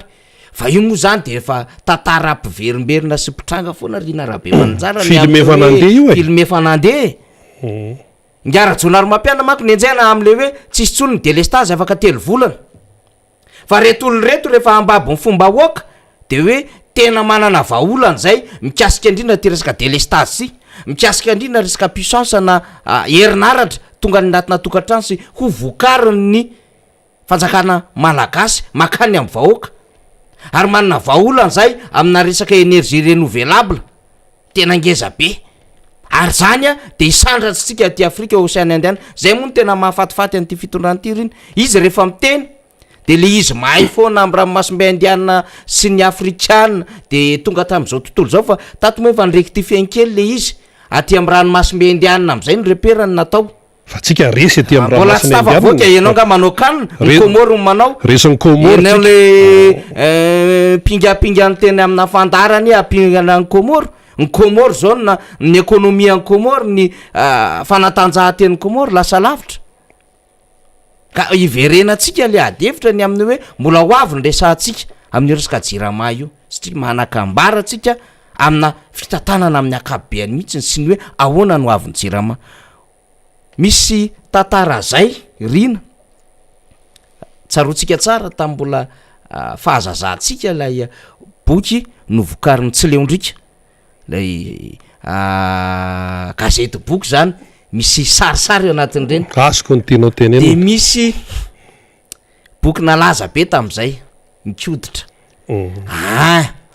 de nisy bobelina lasa fiteny le izy tateorina hoe koditra bobelina de misy any radange de ity zany de hoe hoavitry bobelina ihany ve radange zay manko ny nalaza tam'ireny fotoanandro reny ary ianao zany nanaraka tsara ty nanaraka tsika fomba fiteny zany fomba fiteny zany rehefa misy zavatra sarotra be de hoe tena isy galera tena isy aventure ho atao tena isy ina moa zany tena firotsahana ngeza be ho atao mihitsiny ao anatin'le ady de tena mandeha zay saritsary-pitenenan'zay hoavitry bobelina ihany vera-dange gazety boky zany resantsika zany ary samy namaky am'zany tsika tam'izany moa misy an'le inspecteur toke misy an'reto maro be reto hoe ry be me ry maro be fa nangalatsika sombony zany de ho hitatsika eo le fandehan'le raharaha fa zao io de tsy apetratsika io satria manko le fitondram-panjakana amy zavatra tokony hiasany mafy tsy hiasany mafy fa ny zavatra tokony ho normal de zay no varotany eo anatrehan'le vahoaka malagasy tena manao izy de fandresantsika teto ny CSB ny EPP manara-penitra ny resaka lalana rarivato ny resaka lalana amboarina atao réflexion ny resaka entretien lalana tsotsotra io mbola sy mandeha le RN2 mbola miandritsika am'izao fotoana zao hoe aiza le RN2 le niteneninao Andriamatofoto tamin'ny fotoanandro ny hoe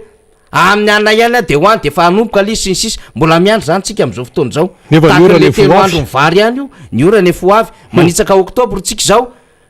ray volana katroka miampy kely de fa hoavy ny Novambra ambarany lalam-pandrenana efa miditra ao anatin'ny vaninandro ny orantsika zany raha ny tokony io zany fa io andrasantsika io zany mitovy amin'ny jirama ty hoe anova inony ty de ho hitatsika eo zany fa hiverenantsika am'izay rina arabe mananjara ny zavatra hitranga raha-pitso satria am'izao tsika miteny zao zany dia manao valandresaka ho an'ny mpanao gazety reo mpanolotsaina ny tanàna na Antananarivo zay anatin'ny antokotiky Madagasikara sy izy folo menada zany zay victime hanaovany eo anevon'ny fiadina ny tanàna Antananarivo fangatahana fanesorana tsy ho mpanolotsaina ny tanàna zay andeha raha pitsony raharaha eo anivon'ny tribunaly administratif zany etsy anosy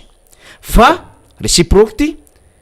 ny mpanolotsaina ny tanàna ihany ko raha mato Florence Clémence raha nirina dia nametraka ihany ko fitoriana eo anivon'ny tribunaly administratif ny amin'ny fandikan-dalàna marobe nataon'ny be ny tanàna Antananarivo ka mitaky zay hanesorana azy eo amin'izay andraikitra mahabe ny tanàna izay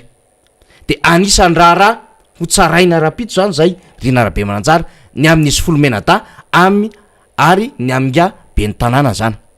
dia mampafantatra ny amin'ny fiatrehan'izy ireo izany zany ireo mpanolotsaina ny tanàna sy laya firaisakina zay ataon'ireo mpanolotsaina zay miarady am'ireo zay notoriana zany ho an'ny raharaha rapitso fa ny birao politika ny antokotiky Madagasikara ihany ko dia nanao fanambarana zany am'izao itenenantsika zao ery amikizy belera manameloka am'izay fihetsika ataon'ny fiadina ny tanàna Antananarivo zay ary nilaza ny amin'ny hoe tsy mbola nisy ny trangan-javatra toy izao ary mariny zany rina mariny zany satria fony be ny tanàna lalao raha valomanana ny tantanany commune Antananarivo dia tratran'ny fanenjehana tratran'ny fanakanana mivavay natao mpanolotsaina ny tanàna Antananarivo roa izy de raha mato lalatiana raha vololomanana sy raha mato lalatiana raha kotondra zafy tamin'ny fotoanandro fa na de eo ary zay loko politika samy hafa zay rina satria nisy asa natao nge teo tamin'ny tanàna Antananarivo tamin'ny maire lalao raha valomanana fa tsy hoe tsisy asa natao fa zay amin'ny mahapolitika azy de hoe nanana foronana kokoa nanohatra n'Andriamatomarika raha valomanana zay ny vadiny be ny tanàna lay mpanolotsaina amin'ny raha vavy lay de lalatiana dia nanohitra mafy fa zaho tsy mbola nisy eritreritra mihitsy ny fiadinana Antananarivo tamin'izany fotoanandrano tamin'ny maire lalao raha valomanana hoe ndeha ho toritsika reto de angatahana fanesorana fa neverina hoe adevitry ny demokrasia normale zany aloha zany andeha fa sao de misy tsara anatsaran-javatra reny fanakanana reny fa ity zany tonga amina zavatra ngeza be mihitsiny le fiadina ny tanàna Antananarivo de folo be zao no andeha hangatahana hoesorina zany de zay firaisakina izay rinarabe mananjara no ataony ny mpanolotsaina ny tanàna zay miaraka amin'tiako Madagasikara ary misy komba sy IRD victime ao anatin'izany fangataham-panesona zany ijoroany ny birao politika ny antokotiako Madagasikara ny amin'ny hoe manameloko zay fa zavatra mbola tsy nisy eran-tany zany fihetsika am'izao fotoana zao ka eo zany lay antso eo zany lay fangatahana firaisakina ho an'ny vahoaka rehetra ho an'ny olom-bafidy zay mahatsiaro an'izany firaisakina zany eo le fangatahana firaisakina ihany ko ho an'ny mponina Antananarivo zay arova ny reto mpanolotsaina reto ary nametraka fitokisana aminy rinarabe mananjara mba hifanotrana hanao firaisakina hita maso eny amin'ny tribunaly administratif anosy zay veritsika ho isika fa ny fifanotronana dia zava-dehibe ao anatina ady sarotra zay mbola tsy fahita eran-tany ohatr'izao ary indrindrandrindra ho an'izay mahatsapa fa voahitsakitsaka ny lalàna voahodina ny lalàna ary nofinganina ny lalàna de veriny rehetra fa tokony ampisehoany zany ny amin'ny hoe tsy kilalaon-jaza akoriny ny fitantanana firenena ary tsy hampiasaina am'izay tiana hampiasaina azy akory ny lalàna ka rehefa tsy nahita irika ntsony fiadina ny tanàna Antananarivo amin'ny ahafahana manala mpanolotsaina iray dia natambatra tao anaty sobika ray amin'ny alalana tetika maloto ny fanahatsarana mpanolotsaina folo kanefa nisy mpanolotsaina ray tena tiany ho siblena ao anatin'izany de ozy tsika hoe mila ijoroany rehetra zany mifamehery mifanohana fa zava-dehibe ka raha pitso zany andeha zay raharaha zay eny anivon'ny tribunaly administratif manomboka any amin'ny folora maraina anoany rinarabe mananjara am'izay raharaha zay ka antsika mantsy amresaka hoe lalàna ny lalàna dia natao ho arahana ary fiteny foana le hoe tsy misy ambony lalàna fa ambany lalàna daholo karaha izay ary no atao hoe tsy enjery raha izay no atao hoe matomatesana dia ahoana ny tena fampiarana an'izay lalàna izay ny zavatra tsapa mantsy de hoe misy zany ny fantsahana lay lalàna ary tena hita mibaribary be mihitsy izay le hoe fantsahana lan'zay amin'ny endrika maro eto Madagasikara commune Antananarivo renivohitra no resaka eto tonga hatrany amin'ity resaka hoe fiakarana fitsarana any amin'ny tribunaly administratif ty zany amin'le rapitso fa misy koa ny akoatran'ny commune Antananarivo renivohitra commune hafa ihany koa izay misedra olana amin'izao fotoana izao ary le olana dia miantefa any amin'ny vahoaka lay izy so de tsy fantatsika fa mbola misy commune roapolo mahery eo no tsy mbola tafapetraka araka ny tokony ho izy sy feno ny mpitatana ao aminy inona moa zany ny mpitatana eo a ny ben'ny tanàna dia eo a ny mpanolotsaina ny tanàna ary mbola misy commune amin'izao fotoana zao izay mbola ben'ny tanàna efa lany manda ben'ny tanàna efa lany daty no mbola misahana ny fitantanana n'ilay commune satria nisy raharaha-pitsarana ihany koa dia mbola tsy mivoaka ilay hoe valan'izay fitsarana izay de inona mifitraka an'izay le fiainan'le vahoaka ao anatin'le commune no sahirana sy mizaka ny tseranyaina raha miresaka tsika hoe commune de misy ny organe exécutif io zany lay mpanatanteraka commune Antananarivo renivohitra moa zany no tena mahazatra antsika de misy ny organe exécutif mpanatanteraka dia ao zany ben'ny tanàna zay miaraka aminy eo amin'ilay commune de misy ny organe délibérant zany io ndray zany lay aty amin'ny mpanolotsaina sy izay miaraka ao anatin'izay hoe mpanolotsaina zany resaka conseiller zany no tena ho tenenina am'izay de misy commune eto Madagasikara tsy feno reo tsy feno sasany tsisy ben'ny tanàna ny sasany ben'ny tanàna fotsiny fa tsisy conseiller misy zany ary zavatra atao hoe mahagaga ny olom-pirenena satria ianao zao raha no manaraka n'ity Miara Manonja ity de miheno tsara de hoe aive misy zany tena misy zany amin'izao fotoana zao sainga any amin'ny fiazakazahana mametraka gouverneur no mamaika ny mpitondra nefa ilay rafitra izay eo tahaka ny commune tsy feno akory zavatra hafa no mamaika satria maninona maika fotsiny amin'ny ametraka an'le hoe olony mpitondra ny atao any amin'ny toerana gouverneur ary ny andraikitra gouverneur zany fantatsika tsara fa zany tonga dia manana fahefana mihitsy eo amin'ilay faritra zany zay adidiny gouverneur ny tenenina nefa chef de région no voalazany lalam-pandrenana de mangina de tsisy miteny de tsisy manao réaction so ihany ny eo anivon'ny mpanohatra na ny RMDM zany ny tiako Madagasikara so ihany fa misy an'izy ireo mba miteny ny zavatra ohatran'izany zavatra tsy voasoratra ao anaty lalam-pandrenana kanefa dia atao de misy zany hoe fanendrena gouverneur tsy fanendrena gouverneur aro tsy mifanendrena gouverneur ny inona fa hoe lalàna inona no atao hoe ny engany zany fanendrena gouverneur izany ny ety anivon'ny commune tsy feno misy olana ny gouverneur no apetraka etsy sy aroa izany de le anarana hoe chef de région zany aloha dia hita mihitsy hoe ampanginina le izy eo amin'ny fiainan'ilay firenena nefa zany no voasoratra ao anatin'ny lalam-panorenana de ty ary lay atao hoe fanamariana zay atsipy zany ho an'ny olom-pirenena izy ty eto zany de tena hoe amin'ny maha olom-pirenena fa tsy amin'ny maha hoe mpanohatra na pomba ny fitondrana na ohatrany fa amin'ny maha olom-pirenena malagasy satria nisy mpanao gazety vahiny namana ny teny hoe any aminay ozy izy zany lalam-pandrenana zany dia fantatry ny olony zany fa ny eto Madagasikara fantanina mipetraka firy amintsika olom-pirenena koa moa no mahafantatra ny lalam-panorenana izay iainantsika eto Madagasikara misy andininy maromaro dia zay mifantanina mipetraka fantanina anankiray koa teny hoe firy amintsika olom-pirenena no mamaky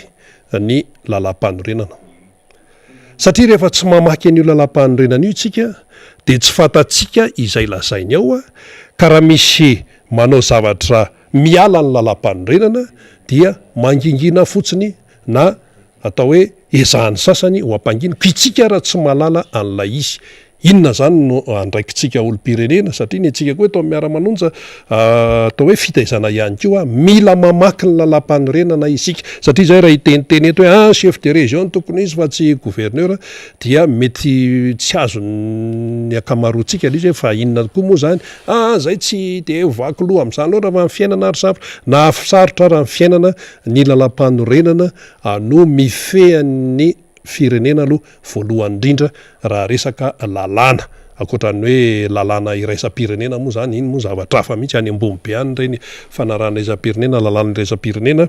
fa ny lalam-panorenana zany a de mila afantatra ka raha ianao zany raha olo-pirenena de mila mahafantatra an'io a lalam-panorenana io mila mamaky aloha isika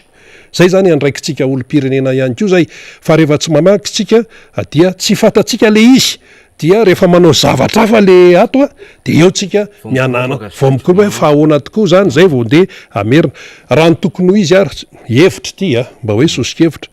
raha vao misy a lehilahy sy vehivavy manoro tokantrano any amin'ny inona moa zany misoram-panambadiana de omena azy ny inona ny bokim-pianakaviana bokim-pianakaviana ololefa olo-pirenena ny dikan'zany matoa mahazo bokim-pianakaviana fa inona moa ny manakana ny hoe rehefa misy misoram-panambadiana akoatra ny bokim-pianakaviana de omena azy koa ny lalam-panorenana omena maimai-pona omena maimai-pona ny lalam-panorenana satria manahirana ny am'izao fotoana zao na manafaniry de zao hoe na ny mpitondra fanjakana sasany de ataoko hoe sasany aza dia tsy fantako hoe tena mamaky an'io sa tsy mamaky an'io ny mpitondra fanjakana sasany ve mahay amin'ny atsipirian'ny tantaran'ny Madagasikara sy zay momba nytya firenentsika ity ny tantaram-pirenena fa efa impiry zay a fa zay mahafinaritra ny sasany any zany a no nataony ka izay zany mila mafisina tsara hoe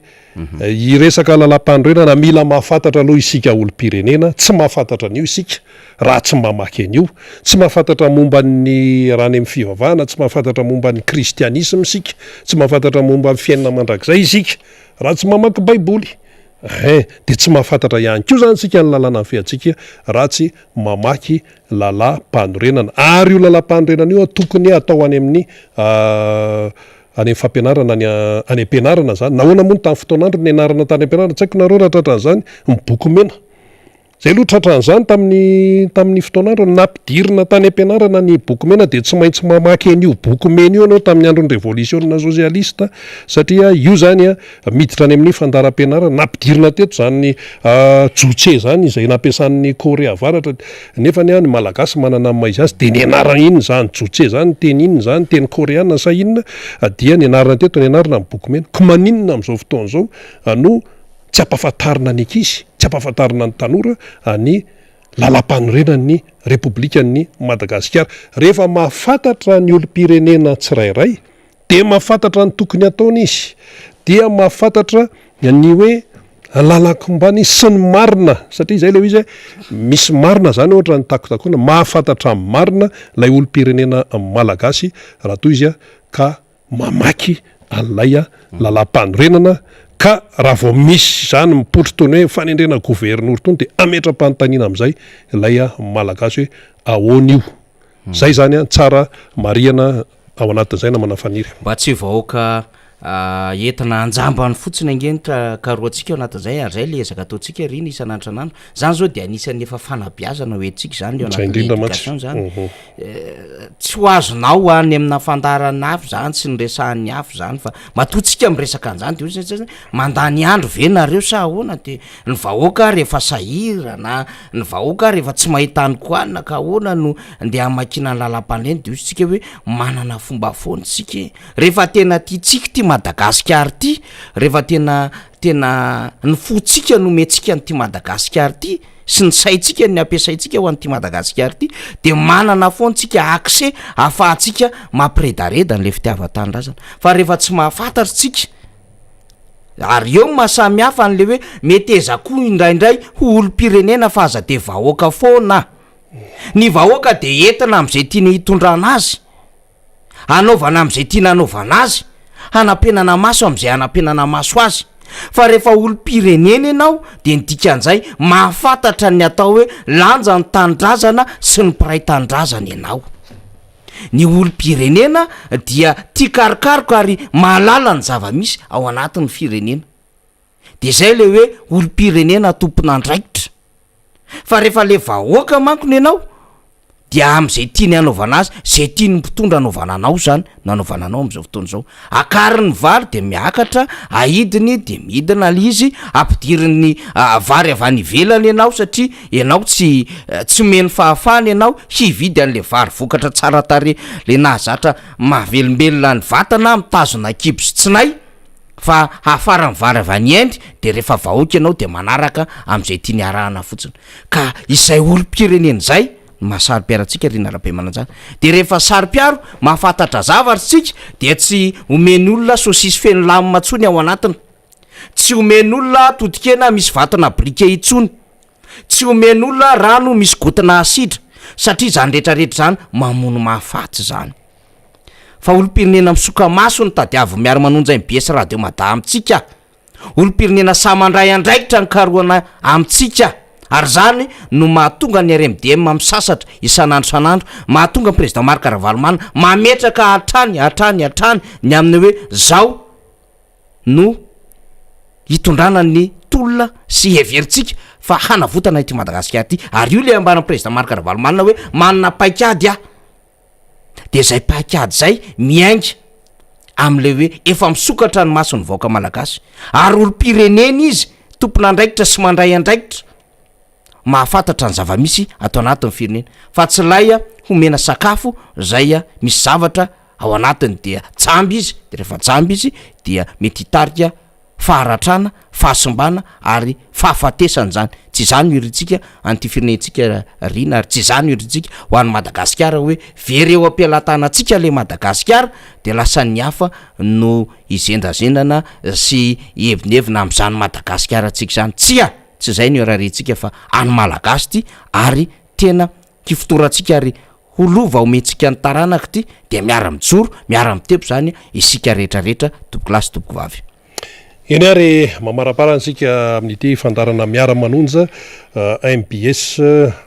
radio mada ity maromaro ny zavatra nambara teo ary everina fa misy ny noraisitsika tsara mihitsy no tsakotsakoana tao anatin'izany rehetrarehetra izany ny fanirina araka ny tenin'ny faniry teo de ny hoe raha mbola misy keo ny farany tsy ho foana akory ny fanatanana teny nambarany président Marc Ravalomanana zay ary tena zay tokoa ilay satria ny fiainana de mitohy hatrany mbola ho avy ireo taranaka fiaramandimby izay hoeto amin'ity Madagasikara ity izay no namarana ny fandarantsika isorana ianao naharitra hatramin'ny farany na ianao teto Madagasikara na ianao any ampitan'ny ranomasina dia anorona an'izay fisorana mitafotafo izay satria izay no miara manonja antsika raha pitsondray ny fotoana manaraka samy ho tahin'Andriamanitra veloma tompoko